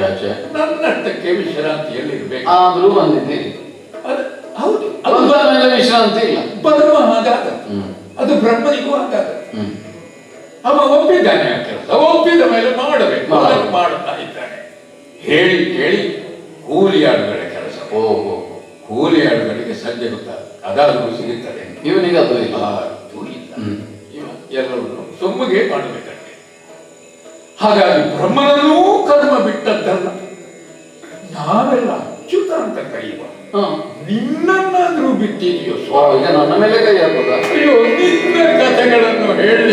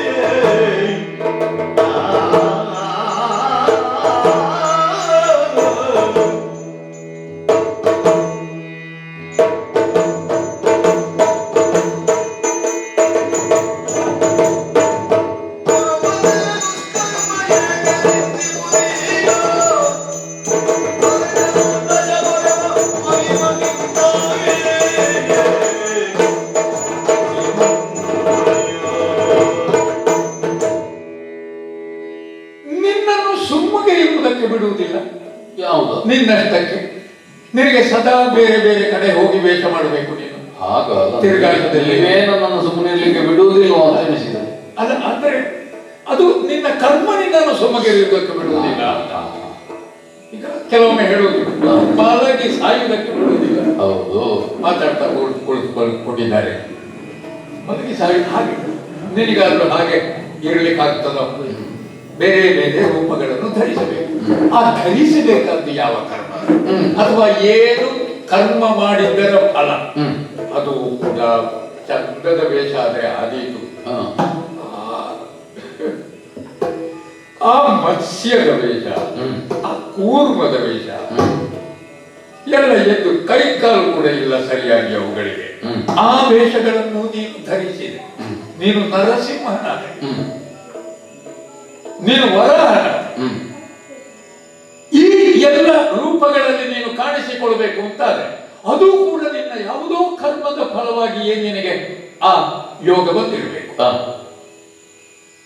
ಈಗ ಅಂತಹ ಕೆಟ್ಟದ್ದು ಬರಬೇಕು ಅಂತಾದ್ರೆ ಅದೇ ಆಗಬೇಕು. ಹೌದಪ್ಪ, ಅಂಥದ್ದಕ್ಕೆ ಕಾರಣವಾಗುವುದು ಏನೋ ಇರಬೇಕು. ಈಗ ನಿನಗೆ ಈ ಕೃಷ್ಣಾವತಾರದಲ್ಲಿ ಒಳ್ಳೆ ಚಂದದ ರೂಪ ಎಲ್ಲ ಸಿಕ್ಕಿದೆ, ನೋಡುವುದಕ್ಕೆಲ್ಲ ಭಾರಿ ಆದೀತು, ಒಳ್ಳೆ ಕೊಂಡಾಟ ಇದ್ದೀನಿ. ಆದರೆ ನೀನು ಮಾಡುವ ಕೆಲಸ ಮನುಷ್ಯ ಆದವನಿಗೆ ಬೇಕು. ಇದು ಕೆಲಸ ಒಳ್ಳೇದಿಲ್ಲ. ನೀನು ಮಾಡಬೇಕಾದ ಕೆಲಸವನ್ನು ನೀನೆಲ್ಲ ಒಂದು ಚಂದ ನೋವುಬಣ್ಣನಾಗ ಒಂದು ಕಡೆ ಕೂತುಕೊಂಡು ಎಲ್ಲ ಬೇಕಾದನ್ನು ಬಳಿಗೆ ತರಿಸಿಕೊಂಡು ಪಾಂಡವರಿಂದ ಸೇವೆ ಮಾಡಿಸಿಕೊಂಡು ನನ್ನಂತಹವು ಎಲ್ಲ ನಿನಗೆ ಕೈ ಮುಗಿಯುವುದಲ್ಲ. ನಾವು ಯಾರಿಗೆ ಕೈ ಮುಗಿಯುತ್ತೇವೆಯೋ ಅವರು ಇಂತಹ ಕುತ್ಸಿತವಾದ ಕೆಲಸಗಳನ್ನು ಮಾಡುವಾಗ ನಮಗೆ ಕಾಣುವುದು. ಅಯ್ಯೋ, ಇವರ ಕೈಯಿಂದ ಮಾಡಿಸ್ತಾ ಇದ್ದಾರಲ್ಲ ಹಾಗೆ ಕೆಲಸ ಅಲ್ಲ, ಕೈ ಮುಗಿದಂದೇ ವ್ಯರ್ಥ ಆಯ್ತು ಅಂತ ಕಾಣುವುದಲ್ಲಪ್ಪ. ಯಾರಿಗೆ ನಾವು ಕೈ ಮುಗಿಯುತ್ತೇವೋ ಅವರಿಗೆ ಇಂತಹ ಒಂದು ಸ್ಥಿತಿಯೋ ನಿನ್ನ ವಿಧಿಯ ನೇನೆಂದೆ. ನಿನ್ನ ವಿಧಿ, ನಿನ್ನ ಹಣೆ ಬರ ಅಷ್ಟು ಕೆಟ್ಟದ್ದು ಅಂತ. ಆ ಹಣೆ ಬರ ಅಷ್ಟು ಕೆಟ್ಟದ್ದಾದ್ರಿಂದ ಹೀಗೆಲ್ಲ ನೀವು ಮಾಡಬೇಕಾಗಿ ಬರ್ತಾರೆ. ಮಾಡದೆ ಇರ್ಲಿಕ್ಕಾಗುವುದಿಲ್ಲ. ಯಾಕಂದ್ರೆ ಅದು ಕರ್ಮದ ಒತ್ತಡ ಅಲ್ವಾ. ಈಗ ಶಿವನಿಗೆ ಒತ್ತಡ ಇಲ್ಲ ಹಾಗೆ. ಹೀಗೆ ಯಾಕೆ ಪ್ರಶ್ನಿಸ್ತಾ ಇದ್ದೇನೆ ಕಾಣ್ತಾರೆ. ಈಗ ನಮ್ಮ ಕೌರವ ಅವ ಪಾಂಡವರ ರಾಜ್ಯವನ್ನು ಕಿತ್ತುಕೊಂಡ. ಹೌದು, ಅದು ನಮ್ಮ ಶಿವದೇವರು ಬ್ರಹ್ಮನ ಕಪ ತಲೆಯನ್ನು ಕಿತ್ತುಕೊಂಡ ಹಾಗೆ ಅಲ್ವೇ. ಶಿವ ಬ್ರಹ್ಮನ ತಲೆ ಕಿತ್ತುಕೊಂಡದ್ದು, ಕೌರವ ಪಾಂಡವರ ರಾಜ್ಯವನ್ನು ಕಿತ್ತುಕೊಂಡ. ಎರಡು ಹೆಚ್ಚು ಕಡಿಮೆ ಒಂದೇ ವಿಷಯ ಆಗ್ತದಲ್ಲ. ಹಾಗಿರುವಾಗ ಆ ಶಿವನಿಗೂ ನಮ್ಮ ಕೌರವನಿಗೂ ವ್ಯತ್ಯಾಸ ಎಲ್ಲಿ ಬಂತು? ಓಹೋ, ಶಿವದೇವರನ್ನು ನಾವು ದೊಡ್ಡವರು ಅಂತ ಹೇಳ್ತೇವೆ, ಕೌರವನನ್ನು ದುಷ್ಟ ಅಂತ ಕರೀತೇವೆ. ಬ್ರಹ್ಮ ಪ್ರತಿನಿತ್ಯ ಸೃಷ್ಟಿಯ ಕೆಲಸವನ್ನು ಮಾಡ್ತಾನೆ. ಇವನಿಗೆ ಪಾಂಡವ ದ್ವೇಷವೇ ಇತ್ತಲ್ಲ. ಯಾವ ರೀತಿ ಅವರಿಗೆ ಕೆಡುಕನ್ನುಂಟು ಮಾಡುವುದು ಅಂತ ಇವನು ಸೃಷ್ಟಿ ಮಾಡ್ತಾನೆ. ಹೊಸ ಹೊಸ ಉಪಾಯಗಳನ್ನು ಸೃಷ್ಟಿ ಮಾಡ್ತಾನೆ. ಅಯ್ಯೋ ಅಲ್ಲ, ಹೆಚ್ಚು ಬುದ್ಧಿವಂತರಾಗಿರುವುದು ಅವರೇ. ದುಷ್ಟರೇ, ಒಳ್ಳೆಯವರಿಗೆ ತಲೆಯಲ್ಲಿ ಬಾರದ ಯೋಚನೆಗಳೆಲ್ಲ ಇವರಿಗೆ ಬರ್ತಾರೆ. ಕೌರವನಿಗೆ ಬರ್ತಾರೆ. ಹಾಗಾದ್ರೆ ಪಾಂಡವರಿಗಿಂತಲೂ ಹೆಚ್ಚಿನ ಬುದ್ಧಿವಂತವ ಅಲ್ವಾ? ಬ್ರಹ್ಮನ ಹಾಗೆ ಸೃಷ್ಟಿ ಮಾಡ್ತಾನೆ ಕೆಡುಕನ್ನು. ಬ್ರಹ್ಮನಿಗೆ ಇವನಿಗೆ ವ್ಯತ್ಯಾಸ ಇದೆ. ನಾವು ಬ್ರಹ್ಮದೇವರನ್ನು ಹೊಗಳ್ತೇವೆ. ಈಗ ನಿನಗೆ ಇಂತಿಂತಹ ಸ್ಥಿತಿ ಬಂದಿದೆ, ನಿನಗೆ ನಾನು ಕೈ ಮುಗಿಯುತ್ತೇನೆ. ನಮ್ಮ ಕೌರವ ಪಾಪ ಅವ ಏನು ತಪ್ಪು ಮಾಡಿದ್ದಾನೆ ಅಂತ ಎಲ್ಲರೂ ಅವನನ್ನು ಪೆಟ್ಟು ಮಾಡಿ ತೋರಿಸ್ತಾರೆ. ಅವ ಪಾಪಿ, ದುಷ್ಟ, ಅವನ ಸಂತಾನ, ಹೀಗೆಲ್ಲ ಶಾಪಗಳನ್ನು ಕೊಡುವ ಹಾಗೆ. ಕೌರವನ ದೋಷ ಏನು? ಈಗ ಅವ ತಪ್ಪು ಮಾಡ್ತಾ ಇಲ್ವೋ? ತಪ್ಪು ಶಿವ ಮಾಡಲಿಲ್ವೋ? ಹಾಗಾದ್ರೆ ಆ ತಪ್ಪು ಮಾಡುವುದಕ್ಕೆ ಅವನು ಕಾರಣನೋ? ಅಲ್ಲ, ಅವನ ಹಿಂದಿನ ಜನ್ಮದಲ್ಲಿ ಮಾಡಿದಂತಹ ಕರ್ಮ ಕಾರಣ. ಆದ್ದರಿಂದ ಅವನಿಗೆ ಪಾಂಡವರಲ್ಲಿ ಸ್ನೇಹ ಬಯಸಿದ್ರೂ ಮಾಡಲಿಕ್ಕೆ ಸಾಧ್ಯ ಆಗುವುದಿಲ್ಲ. ಅದೀಗ ಕಲಿಯುವ ಮನಸ್ಸಿದ್ರೂ ಒಬ್ಬ ವಿದ್ಯೆ ಹತ್ತದೇ ಇದ್ದವನಿಗೆ ಹೇಳುವುದಿಲ್ವಾ ಅವನಿಗೆ ಯೋಗ ಇಲ್ಲ ಅಂತ. ಇವನಿಗೂ ಆ ಯೋಗ ಇಲ್ಲ, ಅವನನ್ನು ದೂರುವುದು ಯಾಕೆ? ಅದರಲ್ಲಿ ಅವನ ತಪ್ಪೇನು? ರೂಪತಿಯ ದುಷ್ಕರ್ಮವೇಕೆ ನಿಂದಿಸುವುದು ಅಲ್ಲ. ನೀನು ನಿಂದಿಸಿದ್ದಿ, ನಾನೇ ಪ್ರತ್ಯಕ್ಷವಾಗಿ ಕಂಡಿದ್ದೇನೆ. ನೀನೇ ಹೇಳಿದ್ದುಂಟಲ್ಲ ಆ ಸಭೆಯಲ್ಲಿ ಬಂದವ, ನನಗೆ ಕೌರವ ಪಾಪ ಅಂತ ಕಾಣುವುದು ಸ್ವಲ್ಪ. ಖಂಡಿತು ಅವ ಈ ಪ್ರಶ್ನೆಗಳನ್ನೆಲ್ಲ ಎತ್ತುವುದಿಲ್ಲ ನಿನ್ನ ಮುಂಭಾಗದಲ್ಲಿ. ನನಗೊಂದು ಹೀಗೆ ಕಂಡ ಒಂದು ಪ್ರಾತಿನಿಧ್ಯ ಉಂಟು ನಿಮಗೆ ಕೌರವ. ಏನು ತಪ್ಪುಂಟು ನಮ್ಮ ಹುಡುಗ ಮಾಡಿದ್ದಾರೆ? ಮರ್ಯಾದೆಯಿಂದ ನಿನ್ನಲ್ಲಿ ಕೇಳುವುದು ಗೊತ್ತಾಯ್ತಪ್ಪ. ಮರ್ಯಾದೆ ಇದ್ದ ಕಾರಣಗಳು ಇದನ್ನು ಕೇಳುವುದು. ಮರ್ಯಾದೆ ಇಲ್ಲದವನು ಅಂತಾದ್ರೆ ಕೇಳಲಿಕ್ಕೆ ಉಂಟ. ಈ ಮರ್ಯಾದೆ ಒಳಗಿರುವಾಗ ಕೆಲವೆಲ್ಲ ಹೌದು. ಯಾವತ್ತೂ ಹಾಗೆ ಅಲ್ಲೋ ಆಚಾರ್ಯ, ಬೇಲಿಯ ಒಳಗಿರುವ ಹಸುವಿಗೆ ಅಲ್ಲೋ ಹೊರಗೆ ಹುಲ್ಲು ಕಾಣುವುದು. ಆ ಮರ್ಯಾದೆ ಒಳಗಿರುವಾಗ ಇರುವುದರಿಂದ ಅಲ್ಲಿ ಕಾಣುತ್ತದೆ, ಹೊರಗೆ ಹೋಗ್ಲಿಕ್ಕೆ ಆಗುವುದು. ನಿಮಗೂ ಒಂದು ಅರ್ಥದಿಂದ ಅದೇ ಒಂದು ಸಿದ್ಧಾಂತವನ್ನು ಮಂಡಿಸಿದೆ. ಒಳ್ಳೆಯ ಸಿದ್ಧಾಂತ. ಏನು ಸಿದ್ಧಾಂತ? ಕರ್ಮ ಎಂಬುದು ಎಲ್ಲರನ್ನೂ ಬಾಧಿಸ್ತದೆ. ನಮ್ಮನ್ನು ಮಾತ್ರವಲ್ಲ, ದೇವರನ್ನು ಬಾಧಿಸ್ತದೆ. ನಮ್ಮನ್ನು ಬಾಧಿಸ್ತಾ ಇರುವುದರಿಂದ ನಾವು ಹೀಗೆಲ್ಲ ಮಾಡ್ತೇವೆ. ಇದಕ್ಕೆ ಕಾರಣವಾಗುವುದು ಕರ್ಮ. ನಾವು ಬೇಕು ಅಂತ ಮಾಡುವುದು. ನಿಮ್ಮ ನಿರ್ಣಯ ಏನು? ಕೊನೆಯಲ್ಲಿ ನನಗೆ ಅರ್ಥ ಕುರುಪತಿಯ ದುಷ್ಕರ್ಮವೇಕೆ ನಿಂದಿತ್ತು? ಹೋಗಲಿ, ಸಾಯಲಿತ್ತು, ಬಿಟ್ಟು ಬಿಡ್ಬೇಡುವ ಅವನನ್ನು. ಒಳ್ಳೆ ಅಜ್ಜಂದಿರಿದ್ರೆ ಬಿಟ್ಟು ಬಿಡ್ಬೇಡ. ಇಷ್ಟು ಒಳ್ಳೆ ಅಜ್ಜಂದಿ ಇದ್ರೆ ಯಾವ ಮೊಮ್ಮಗನಿಗೂ ಚಿಂತೆ ಇಲ್ಲ. ಮೊಮ್ಮಗ ಮಾಡಿದ್ದು ಸರಿ ಅಂತ ಹೇಳುವ ಹಾಗೆ ನಿಮ್ಮ ಧೋರಣೆ ಕಾಣುತ್ತದೆ. ತಪ್ಪಲ್ಲ, ಕಾಣುತ್ತದೆ. ನಿಮಗೂ ಕಾಣುತ್ತದೆ. ಕಾಣುವುದರಿಂದ ನೀವು ಕೇಳ್ತೀರಿ. ಹೌದೌದು. ವ್ಯತ್ಯಾಸ ಇಲ್ವೋ? ಉಂಟು. ಕಾಣುವುದು ಬೇರೆ, ಯಥಾರ್ಥ ಬೇರೆ. ಎಷ್ಟೋ ಸಲ ನಮ್ಗೆ ಕಣ್ಣಿಗೆ ಕಾಣುವುದು ಯಥಾರ್ಥವಾಗಿರುವುದಿಲ್ಲ, ಯಥಾರ್ಥವಾಗಿರುವುದು ಕಾಣಿಸುವುದಿಲ್ಲ. ಈಗ ನಮಗೂ ಜೀವರಿಗೂ ವ್ಯತ್ಯಾಸ ಉಂಟ? ಇಲ್ಲ ಅಂತ ಕಾಣ್ತದೆ. ಒಂದೊಂದು ಕರ್ಮ ಮಾಡಿದ್ದೀರಿ, ಅದರ ಫಲವನ್ನು ಅನುಭವಿಸ್ತಾ ಇದ್ದೀರಿ ಅಂತ ಕಾಣ್ತದೆ. ಆದರೆ ಅದು ಹೌದು ಅಂತ ಯೋಚನೆ ಮಾಡಬೇಕು. ಯಾಕಂದ್ರೆ ನಾವು ಸಂಕಲ್ಪಿಸಿ ಮಾಡುವುದಕ್ಕೂ ಅನ್ಯ ಪ್ರಚೋದನೆಯಿಂದಲೋ ಪ್ರಭಾವದಿಂದಲೋ ಕಟ್ಟು ಒಡೆಯಲ್ಪಟ್ಟು ಮಾಡುವುದಕ್ಕೂ ಬಹಳ ದೊಡ್ಡ ವ್ಯತ್ಯಾಸ ಉಂಟು. ತಾನೇ ಸಂಕಲ್ಪಿಸಿ ನಾನು ಮಾಡಬೇಕು ಎಂಬ ಸಂಕಲ್ಪದಿಂದ ಮಾಡುವುದಕ್ಕೂ ಇನ್ನೊಬ್ಬರಿಂದ ಪ್ರಚೋದಿಸಲ್ಪಟ್ಟು ಮಾಡುವುದಕ್ಕೂ ವ್ಯತ್ಯಾಸ ಉಂಟು. ಒಂದು ದೃಷ್ಟಾಂತ ಹೇಳ್ತೇನೆ. ನಾನು ಹೀಗೆಲ್ಲ ಅವತರಣವನ್ನು ಮಾಡುತ್ತೇನೆ, ನೀವು ಹೇಳಿದಾಗ ವೇಷವನ್ನೇ ಮಾಡ್ತೇನೆ. ಈ ವೇಷಕ್ಕೆ ಕಾರಣವಾದ ಕರ್ಮ ಯಾವುದು? ಭೃಗು ಮಹರ್ಷಿ ಶಾಪ ಅಲ್ಲ? ಭೃಗು ಮಹರ್ಷಿ ಶಪಿಸಿದ. ಈಗ ಅನಿವಾರ್ಯವೇ ಹೌದಾಗಿದ್ದರೆ, ನಾನು ಅದನ್ನು ಅನುಭವಿಸಲೇಬೇಕು ಅಂತಾಗಿದ್ದರೆ ಮಹರ್ಷಿ ಶಾಪ ಕೊಟ್ಟು ನಿವೃತ್ತನಾಗಬೇಕಿತ್ತು. ಆದನ ಆಗಲಿ. ಅವನು ತಪಸ್ಸು ಮಾಡಿದ 1000 ವರ್ಷ. ಆ ತಪಸ್ಸು ಶಾಪ ಸತ್ಯ ಆಗುವಂತ ನನ್ನನ್ನು ಉದ್ದೇಶಿಸಿ ತಪಸ್ಸು ಮಾಡಿ ಏನು ಅಂತ ಕೇಳಿದ್ರೆ, ಸ್ವಾಮಿ ನಾನು ಶಪಿಸಿ ಆಗಿ ಹೋಗಿದೆ, ನನ್ನ ಮಾತನ್ನು ನಡೆಸಿಕೊಡಬೇಕು ಅಂತ ಬೇಡಿದ. ಈಗ ಒಂದು ವೇಳೆ ನಾನು ಮಾಡಿದ ಕರ್ಮವೇ ಕಾರಣವಾಗಿ ನಾನು ಇದನ್ನು ಅನುಭವಿಸಬೇಕಾಗಿ ಬಂತು ಅಂತ ಅವನು ತಪಸ್ಸು ಯಾಕೆ ಮಾಡಬೇಕು, ನನ್ನಲ್ಲಿ ಯಾಕೆ ಬೇಡಬೇಕು? ದೇವರಿಗೆ ನಾನು ಮಾಡಿದ್ದನಲ್ಲ, ಆ ವ್ಯತ್ಯಾಸ ಉಂಟು. ಅವನಲ್ಲಿ ದೇವರಿಗೆ ಕಷ್ಟಪಟ್ಟನಲ್ಲ ಎಂಬ ಸಂಕಟ ಅಲ್ಲ, ಅವನಿಗಿರುವ ದಾಕ್ಷಿಣ್ಯ. ನೀನು ಮನಸ್ಸು ಮಾಡದೆ ಹೋದ್ರೆ ನನ್ನ ಮಾತು ನಡೆಯೋದಿಲ್ಲ. ಅಂದ್ರೆ ಅದನ್ನು ನಡೆಸಬೇಕು ಅಂತಾದ್ರೆ ನನ್ನ ಸಂಕಲ್ಪವೇ ಮುಖ್ಯ. ಹಾಗಾದ್ರಿಂದ ನಾನಿದಕ್ಕೆ ಕಟ್ಟು ಒಡೆದವನು ಅಂತ ನಿಮಗೆ ಕಾಣುವುದೇ ಹೊರತು ಕಟ್ಟು ಒಡೆದವನಲ್ಲ. ನಿಜವಾಗಿಯೂ ನಿನಗೆ ಅಂಟುವುದಿಲ್ಲ. ನಮಗೆ ಯಾವ ಬಂಧನವೂ ಇಲ್ಲ. ಮೊನ್ನೆ ಅವನಿರ್ಲಿ ಅರ್ಜುನನಲ್ಲಿ ಅದನ್ನೇ ಹೇಳಿದೆ, ನನಗೆ ಯಾವ ಕರ್ಮಲಿಪ್ತಿಯೂ ಇಲ್ಲ. ಇದು ನೆಲೆ. ಬ್ರಹ್ಮನಿಗಾದರೂ ಅಷ್ಟೇ, ಶಿವನಿಗಾದರೂ ಅಷ್ಟೇ. ಮಾಡುವಾಗ ಈ ಕರ್ಮದ ಫಲ ಅಂತ ಕಾಣುತ್ತದೆ. ಆದರೆ ನಾವು ಮಾಡುವುದು ಕರ್ಮದಿಂದ ಫಲ ಅಲ್ಲ, ಫಲಕ್ಕಾಗಿ ಒಂದು ಕರ್ಮ. ಆ ಫಲವನ್ನು ಸಂಕಲ್ಪಿಸಿ ಈ ಕರ್ಮವನ್ನು ಮಾಡುವುದು. ಮಾಡದೇ ಇರೋಣ, ಏನು ದೊಡ್ಡದಲ್ಲ. ಅಂದ್ರೆ ಎಷ್ಟು ಸುಲಭದ ಉದಾಹರಣೆ ಕೊಡಬಹುದು ಅಂದ್ರೆ, ಹುಟ್ಟುತ್ತಲೇ ಕುರುಡನಾದವನೊಬ್ಬ ಏನನ್ನು ನೋಡುವುದಕ್ಕಿಲ್ಲ. ಕಣ್ಣು ಮುಚ್ಚಿಕೊಂಡವನ ಅವನು ಏನನ್ನು ನೋಡ್ಲಿಕ್ಕೆ ಆಗುವುದಿಲ್ಲ. ಹಾಗಾದ್ರೆ ಅವನು ಇವನು ಒಂದೇ ಅಲ್ಲ. ಇವನು ಬೇಕಾದ್ರೆ ಕಣ್ಣು ತೆರೆದು ನೋಡುವುದು, ಅವನಿಗೆ ಆಗ್ತದ? ಅಂದ್ರೆ ಅರ್ಥ ಏನು? ನಾವು ಉದ್ದೇಶಪಟ್ಟು ಕಣ್ಣು ಮುಚ್ಚಿ ಕುಳಿತವರಂತೆ, ಜೀವ ಎಲ್ಲ ಕುರುಡರಂತೆ. ಅದು ಒಂದು ಉಂಟು, ಏನು ಜಾತ್ಯರ್ಥನಾದರೂ ಕೆಲವು ಸಲ ದಿವ್ಯ ದೃಷ್ಟಿ ಎಂಬುದು ಪ್ರಸಾದಿಸಲ್ಪಡ್ತದೆ. ಅವನೇ ಬೇಡ ಅಂತ ನಿರಾಕರಿಸಿದ್ರೆ ಪ್ರಶ್ನೆ ಬೇರೆ. ಆದರೆ ಅಂತಹ ಒಂದು ಅನುಕೂಲ ಕಲ್ಪಿಸಲ್ಪಡ್ತದೆ. ದೇವನಿಗೂ ಜೀವನಿಗೂ ವ್ಯವಹಾರದಲ್ಲಿ ಸ್ವಾತಂತ್ರ್ಯದ ದೃಷ್ಟಿಯಿಂದ ವ್ಯತ್ಯಾಸ ಇದ್ದರೂ ಜೀವನಾದವನಿಗೂ ಒಂದು ಸ್ವಾತಂತ್ರ್ಯ ಉಂಟು. ಅಂದ್ರೆ ನಮಗೆ ಯಾವುದು ಬಂಧನಕಾರಕವಲ್ವೋ ಅದು ಜೀವನಿಗೆ ಬಂಧನಕಾರಕವಾಗಿ ಕಾಣುತ್ತದೆ. ಆದ್ರೆ ಅವನಿಗೂ ಅದನ್ನು ಉತ್ತರಿಸುವುದು ಬಿಡಿಸಿಕೊಳ್ಳುವುದಕ್ಕಾಗ್ತದೆ. ಅಂದರೆ ಈಗ ಕೌರವ ಕುರುಡನಾಗಿದ್ದರೂ ಅವನಿಗೂ ಕೂಡ ನೋಡುವ ಅನುಕೂಲ ಉಂಟು, ನೋಡಬೇಕು ಎಂಬ ಸಂಕಲ್ಪವೂ ಬೇಕು, ಆ ಕರ್ಮದಿಂದ ಬಿಡಿಸಿಕೊಳ್ಳುವ ಚಾಕಚಕ್ಯತೆಯೂ ಬೇಕು. ಅದು ಹೇಗೆ ಅಂತಂದ್ರೆ ಒಂದು ಭಾವ ಹುಟ್ಟಿಕೊಂಡ ಕಾರಣ. ಜೀವ ಹೇಗೆ ಉದ್ಭೂತವಾಗುತ್ತದೆ ಅನ್ನುವುದನ್ನು ನೀವು ತಿಳಿದವರೇ. ಮೂಲ ಸೂತ್ರವೇ ಪಂಚಭೂತಗಳಿಂದ ಈ ದೇಹವು ಸೃಷ್ಟಿಸಲ್ಪಟ್ಟು ಅದರೊಳಗೆ ಚೈತನ್ಯಾಂಶವು ಸೇರಿಕೊಳ್ತದೆ. ಈ ಚೈತನ್ಯವೆಂಬುದು ಬ್ರಹ್ಮದ, ಅಂದ್ರೆ ನೀವು ಹೇಳಿದ 4 ತಲೆಯ ಬ್ರಹ್ಮ ಅಲ್ಲ, ಬ್ರಹ್ಮ ಮೂಲ ಸ್ವರೂಪ. ಅದರಿಂದಲೇ ಒಂದಂಶವು ಸೇರಿಕೊಂಡು ಈ ದೇಹಕ್ಕೆ ಜಡತ್ವದಿಂದ ಚೈತನ್ಯ ಪ್ರಾಪ್ತಿಸ್ತದೆ.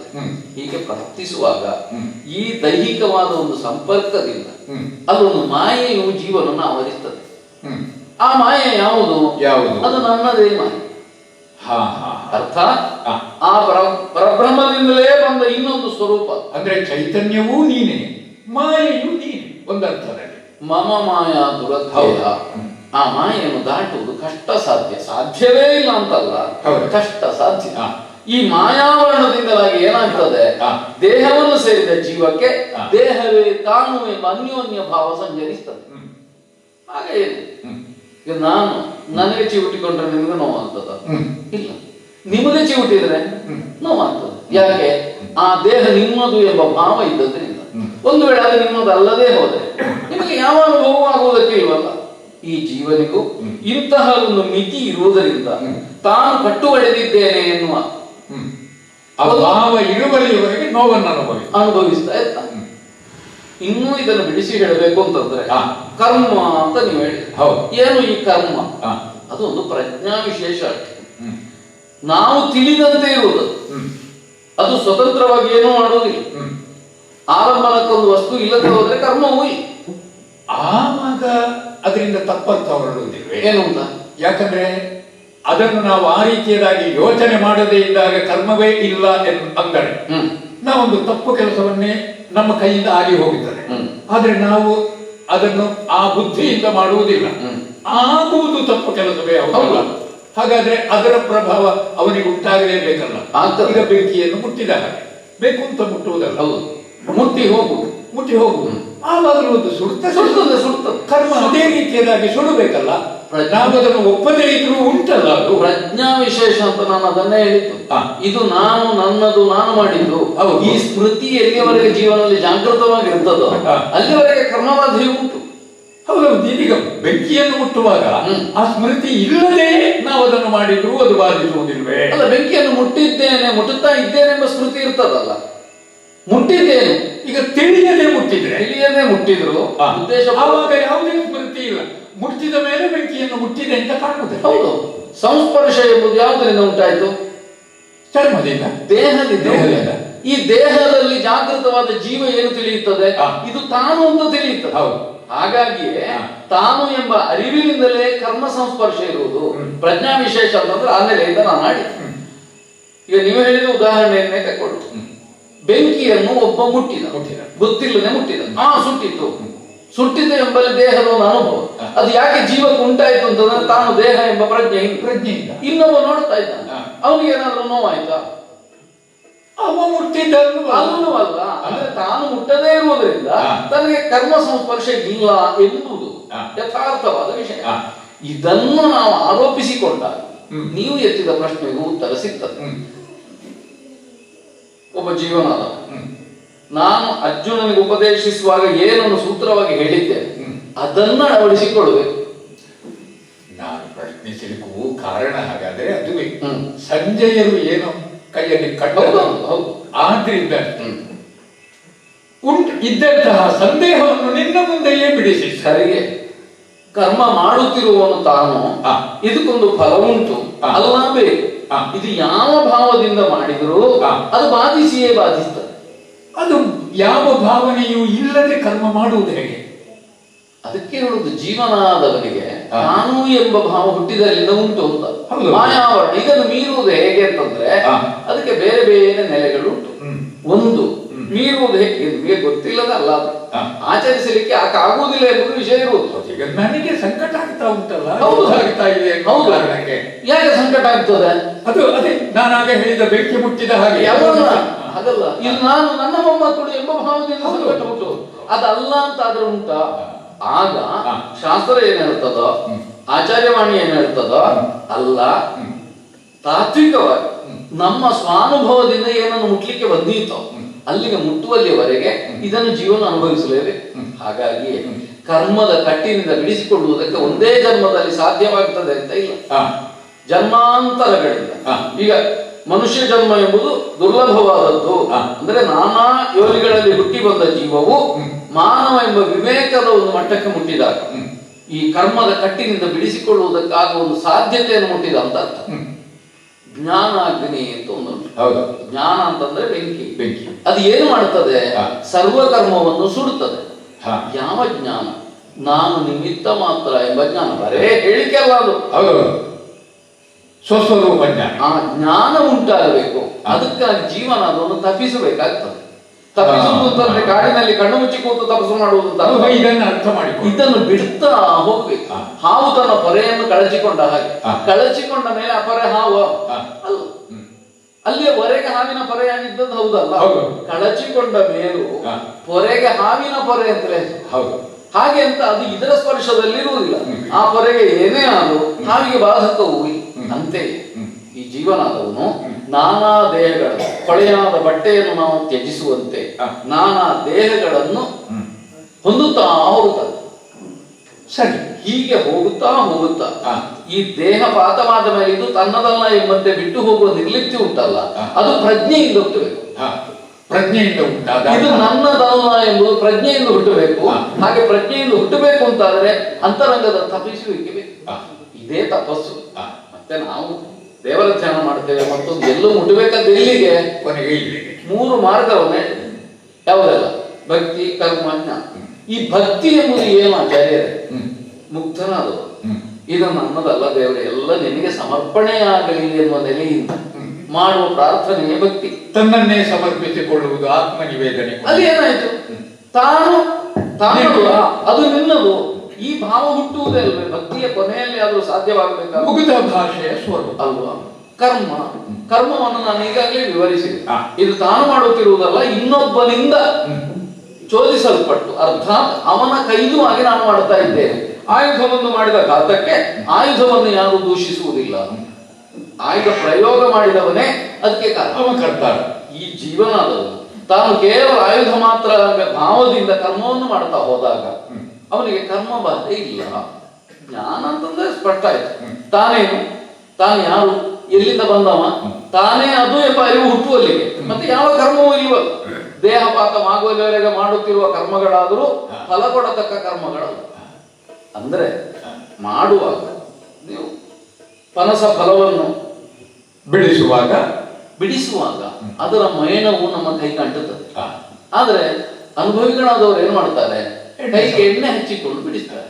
ಎಣ್ಣೆ ಹಚ್ಚಿಕೊಂಡು ಬಿಡಿಸಿದಾಗ ಮೇಣೆ ಹೇಗೆ ಅಂಟುವುದಿಲ್ವೋ, ಇದು ತಾನಲ್ಲ, ತಾನು ನಿಮಿತ್ತ ಇದ್ದೇನೆ ಅಂತ ತಿಳಿದು ಮಾಡಿದ್ರೆ ಆಗ ಕರ್ಮವು ಜೀವನವನ್ನು ಬಾಧಿಸುವುದಿಲ್ಲ. ಇದು ಬಿಡಿಸಿಕೊಳ್ಳುವ ದಾರಿ. ಆದ್ರೆ ಇದನ್ನು ಎಷ್ಟೋ ಜೀವನಾದವರು ತಾತ್ವಿಕವಾಗಿ ತಿಳಿಯುತ್ತಾರೆ, ಆಚರಣೆಗೆ ಹೊರಡುವುದಿಲ್ಲ. ಯಾಕಂದ್ರೆ ಅದಕ್ಕೆ ತಪಸ್ಸಿನ ಸಿದ್ಧಿ ಇರುವುದಿಲ್ಲ. ಇದನ್ನು ಮಾಡಬೇಕು ಎನ್ನುವ ಭಾವ ಎಲ್ಲಿವರೆಗೆ ಹುಟ್ಟುತ್ತದೋ ಅಲ್ಲಿಯವರೆಗೆ ಬಂಧನ ಉಂಟು. ಒಂದು ಹಸುವನ್ನು ಗೋಪಾಲಕ ಕಟ್ಟಿರ್ತಾರೆ, ಪ್ರತಿದಿನ ಗೋಶಾಲೆಯನ್ನು ಕಟ್ತಾರೆ. ಅದಕ್ಕೂ ಅದು ಅಭ್ಯಾಸ ಆಗಿದೆ. ಒಂದು ಹಂತದಲ್ಲಿ ಗೋಪಾಲಕ ಕಟ್ಟುವುದೇ ಅಥವಾ ಕಟ್ಟುವುದಕ್ಕೆ ಮರೆತಿದ್ದಾರೆ, ಅಥವಾ ಕೇವಲ ಅಭಿನಯ ಮಾಡಿ ಬಿಡ್ತಾರೆ. ಬೇಕು ಇಲ್ಲ. ಅದು ಹುಲ್ಲನ್ನು ತಿಂದು ಹಟ್ಟಿಗೆ ಬಂದು ತನ್ನ ಕಂಬದ ಬುಡದಲ್ಲಿ ನಿಲ್ತದೆ. ಅದರ ಪ್ರಜ್ಞೆಯಲ್ಲಿ ತಾನು ಕಟ್ಟಲ್ಪಟ್ಟಿದೆ ಎಂಬ ಭಾವ ಇರ್ತದೆ. ಆದ್ರಿಂದ ಅದನ್ನು ದೂಡಿರೋದು ಹೋಗುದಿಲ್ಲ. ಬೆಳಗ್ಗೆ ಎದ್ದು ಅಯ್ಯೋ ಇದನ್ನು ಕಟ್ಲಿಲ್ವಲ್ಲ, ಹಾಗಾದ್ರೆ ಅದಾಗಿ ಹೋಗುವುದಿಲ್ಲ. ಹೋಗಬೇಕು ಅಂತಾದ್ರೆ ನೀವು ಆಗ ಹೇಳಿದ ಬಿಡಿಸಿದ ಅಭಿನಯವನ್ನು ನಾವು ಮಾಡ್ಬೇಕು. ನನ್ನನ್ನು ಬಿಟ್ಟ ಈ ಭಾವದಿಂದ ಕರ್ಮಕ್ಕೆ ನಾವು ಕಟ್ಟುವಡೆದಿದ್ದೇವೆ ಎನ್ನುವ ಪ್ರಜ್ಞಾ ವಿಶೇಷವೇ ಜೀವನಾದವರಿಗೆ ಈ ಸ್ಥಿತಿಗೆ ಕಾರಣ. ಹಾಗಾದ್ರೆ ಇದನ್ನು ಬಿಡಿಸಿಕೊಳ್ಳುವುದು ಹೇಗಪ್ಪ? ಆಗ ನೀವು ಆಗ ಆಡಿದ್ರಲ್ಲ, ಚಿನ್ಮಯನೇ ಎಂಬ ನಾನು ಹೀಗೆ ದೇಹಾಂತರಗಳನ್ನು ಹೊಂದಿ ಬರ್ತೇನೆ. ಈಗ ಅದು ಸಹಜವಾಗಿ ಜೀವರಾದವರು ತಿಳಿದುಕೊಂಡು ತಮ್ಮ ತಪಸ್ಸಿನಲ್ಲಿ ತಾವು ತೊಡಗಿಕೊಳ್ಬೇಕು. ಈಗ ಈ ಕಡೆಯಲ್ಲಿರುವಂತಹ ನಾವೆಲ್ಲವರು ಮತ್ತೆ ಆ ಪಾಂಡವಾದಿಗಳು ಕೂಡ ಆ ಒಂದರ್ಥದಲ್ಲಿ ನಿನ್ನ ದೃಷ್ಟಿಗೆ ಸಮಾನರೇ ಅಲ್ಲವೇ? ಹೌದು. ಅದು ಯಾಕೆ ಪ್ರತ್ಯೇಕವಾಗಿ ನೀನು ಅಲ್ಲಿ ನಾ ಮಹರ್ಷಿಗಳ ಮಹರ್ಷಿಗಳ ಶಾಪ ನಿನಗೆ ನಾನಾ ಯೋನಿಗಳಲ್ಲಿ ಬಾ ಎನ್ನುವ ಹಾಗೆ. ಹೌದು. ಈ ಅರ್ಜುನನ ಸಾರಥ್ಯದ ಗೊಡವೆ ಯಾಕೆ? ನಾನು ಯಾರು ಆಚಾರ್ಯರೇ? ಯಾರು? ಗರುಡಧ್ವಜನ ಕೇಳುತ್ತ ಗಂಗಾ ತರಳನ ನುಡಿಗಳನ್ನು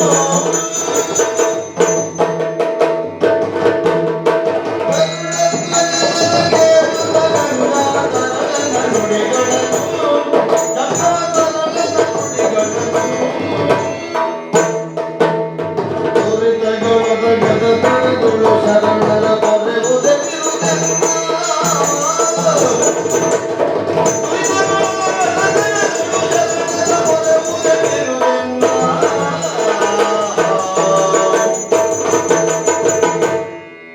ನೀವಾಗ ಕೇಳಿದ್ರಿ ಭಗವಂತ ನಿನಗೂ ಕರ್ಮ ನೆಪ ಉಂಟಲ್ಲ? ಹೌದು, ಉಂಟು ಅಂತ ಕಾಣುತ್ತದೆ, ಇಲ್ಲ ಅಂತ ನಾನು ಹೇಳಿದೆ.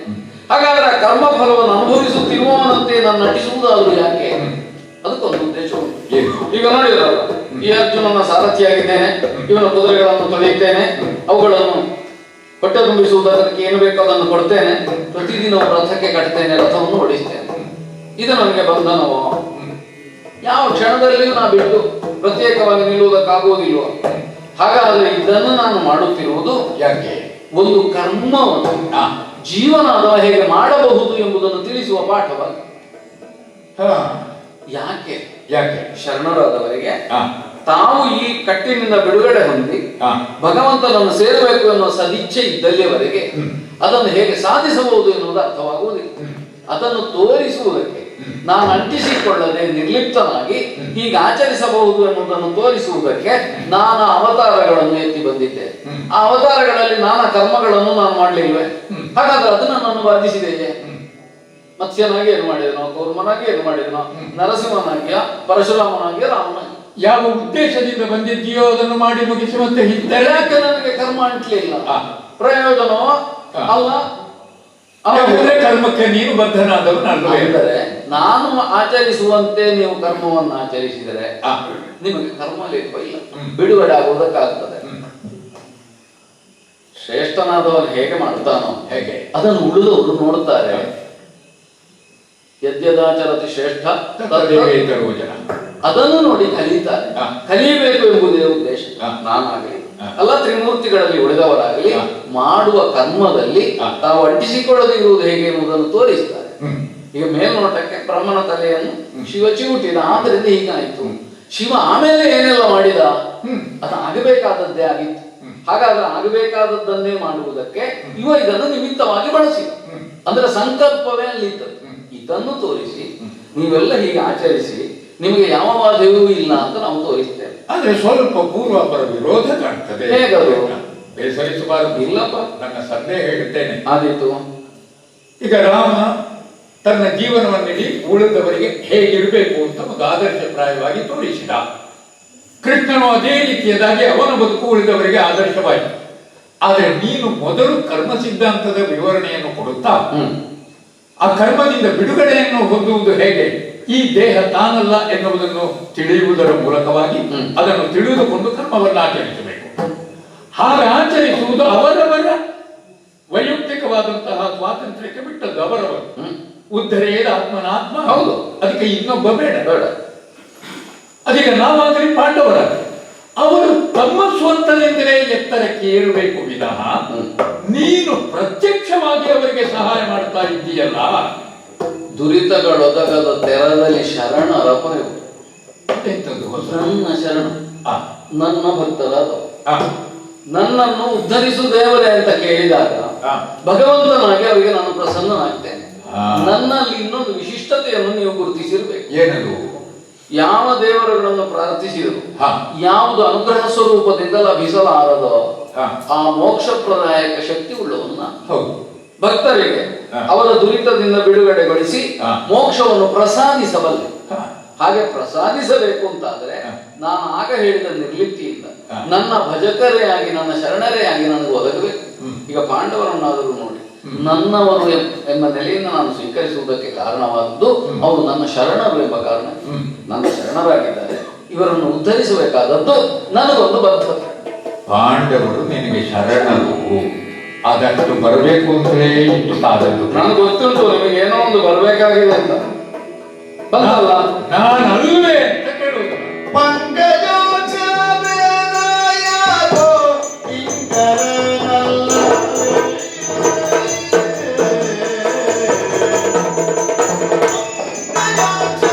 ಪಂಕಜೋತ್ಸವೇನಾಯಾಗೋ ಇಂಕರನಲ್ಲವೇ ನಾಯೋ.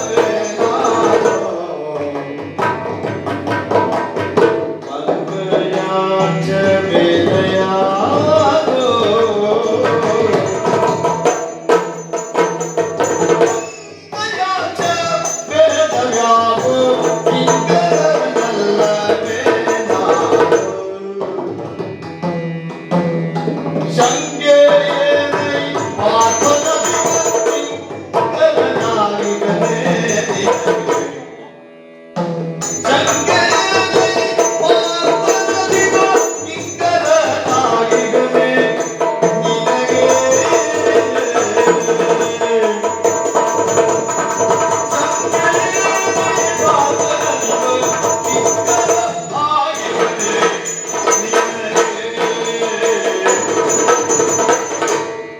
ನನಗೆ ಗೊಂದಲಕ್ಕೆ ಕಾರಣವೇ ಅದು ಸ್ವಾಮಿ. ಅದ್ಯಾವುದು? ಈಗ ನೀನು ಹೇಳಿದೆಯಲ್ಲ, ದೇಹ ಭಾವವನ್ನು ಬಿಡಬೇಕು, ನಿರಂತರಾಗಿದ್ದುಕೊಂಡೇ ಕರ್ಮವನ್ನು ಆಚರಿಸಬೇಕು ಅಂತ. ಅದಕ್ಕೆ ಮಾಧ್ಯಮವಾಗಿಯೇ ನಾವು ಈ ಪುರಾಣ ಪ್ರವಚನಾದಿಗಳನ್ನು ಕೇಳುವುದು, ದೇವಸ್ಥಾನಕ್ಕೆ ಹೋಗುವುದು, ದೇವರ ಭಕ್ತಿಯನ್ನು ಮಾಡುವುದು. ಹೆಚ್ಚು ಕಡಿಮೆ ಭೀಷ್ಮ ತನ್ನ ದಿನದ ಹೆಚ್ಚಿನ ಅವಧಿಯನ್ನು ಅದರಲ್ಲೇ ಕಳೆಯುವಂತಹದ್ದು ಸ್ವಾಮಿ. ಭಗವಂತನ ಆರಾಧನೆಯಲ್ಲಿ ಕಳೆದವರು ಹಾಗೆ ಕಳೀತಾ ಇದ್ರೂ ಕೂಡ ನನಗೆ ಮತ್ತು ಇಂಥದ್ದನ್ನೇ ನೋಡ್ತಾ ಮನಸ್ಸಿನ ಒಳಗೆ ಬೇಯುವಂತಹ ಸ್ಥಿತಿ. ಧರ್ಮರಾಯನಿಗೂ ಆ ಸ್ಥಿತಿ ಇತ್ತು. ಅವನು ಕೂಡ ಅದೇ ರೀತಿಯದಾಗಿ ಸಾಕಷ್ಟು ಅವನು ಓದಿದ್ದಾನೆ, ಆದರೆ ಅವನಿಗೂ ತಾನೇನು ಮಾಡಬೇಕು ಅಂತ ತಿಳಿಯದೇ ಇರುವಂತಹ ದುಸ್ಥಿತಿಯಲ್ಲಿ ಅವನೂ ಇದ್ದ. ನೀನು ಅವನ ಕೈ ಹಿಡಿದೆ, ನನ್ನ ಕೈ ಬಿಟ್ಟುಬಿಟ್ಟೆ. ಪಂಕಜಾಕ್ಷ ಅಂತ ನಿನಗೆ ಹೆಸರು. ಅರಳಿದಂತಹ ಕಮಲದ ಸ್ವರೂಪ ಅದು. ಅರಳುವುದು ಅಂದ್ರೆ ಪೂರ್ಣತೆಯೂ ಹೌದು. ಆ ಪೂರ್ಣತೆಯಲ್ಲಿ ಉಳಿದವರ ಪೂರ್ಣತೆಯನ್ನು ಅವ ಕಂಡುಕೊಳ್ತಾನೆ. ಸಮತೆಯ ದೃಷ್ಟಿಯಲ್ಲೂ ಈಗ ಅರ್ಜುನನಿಗೆ ಈ ರೀತಿಯದಾಗಿ ಪ್ರತ್ಯಕ್ಷನಾಗಿ ಅವನ ಸಾರಥ್ಯವನ್ನು ವಹಿಸ್ತಾನೆ. ಅವರವರ ಕರ್ಮದಂತೆ ಅಲ್ಲ, ನೀನೇ ಹೇಳಿದಂತೆ ಮಾಯೆಯಿಂದ ಬಿಡುಗಡೆಯನ್ನು ಹೊಂದಿ ಕರ್ಮವನ್ನುತ್ತರಿಸಿ ತಾವು ಪಡಿಬೇಕಾದ್ದನ್ನು ಪಡೆಯುವಂತಹ ಅವರ ಮಾರ್ಗದಲ್ಲಿ ಅವರು ಸಾಗುವುದಕ್ಕೆ ಬಿಡುವುದನ್ನು ಬಿಟ್ಟು ನೀನೇ ಪ್ರತ್ಯಕ್ಷವಾಗಿ ಅವರ ಕೈ ಹಿಡಿದು ನಡೆಸ್ತಾ ಇದ್ದ. ನನ್ನ ಕೈಯನ್ನು ಬಿಟ್ಟು ಬಿಟ್ಟು ಅದು ನನಗೆ ಸ್ವಲ್ಪ ಆತಂಕಕ್ಕೆ ಕಾರಣವಾದ. ನನ್ನ ಶರಣರು ಅಂತ ನಾನು ನನ್ನನ್ನು ರಕ್ಷಿಸು ದೇವ ಅಂತ ಕೇಳದೇ ಇದ್ದಂತಹ ದಿವಸವೇ ಇಲ್ಲ. ಪ್ರತಿ ದಿವಸವೂ ಬೆಳಗ್ಗೆ ನಿನ್ನ ನಾಮಸ್ಮರಣೆ ಮಾಡಿಯೇ ಹೊರಡುವುದು. ಆದ್ರೆ ಮಾಡಬೇಕಾದಂತಹ ಕರ್ತವ್ಯ ಇದು ಎನ್ನುವ ಕಾರಣದಿಂದ ಮಾಡ್ತಾ ಇದ್ದೇನಟ್ಟೆ ನಿನ್ನ ಧರ್ಮ ಸಿದ್ಧಾಂತದಂತೆ.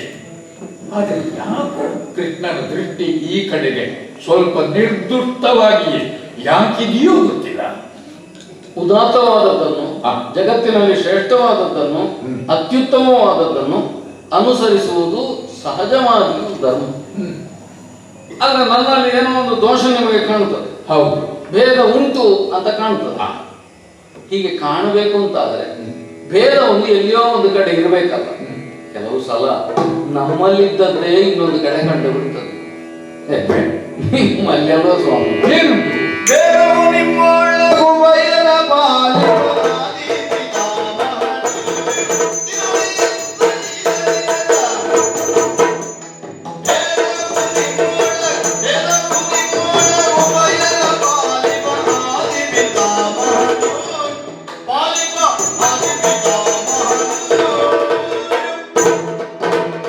ಗೋದಿಗ ತೈಲೋ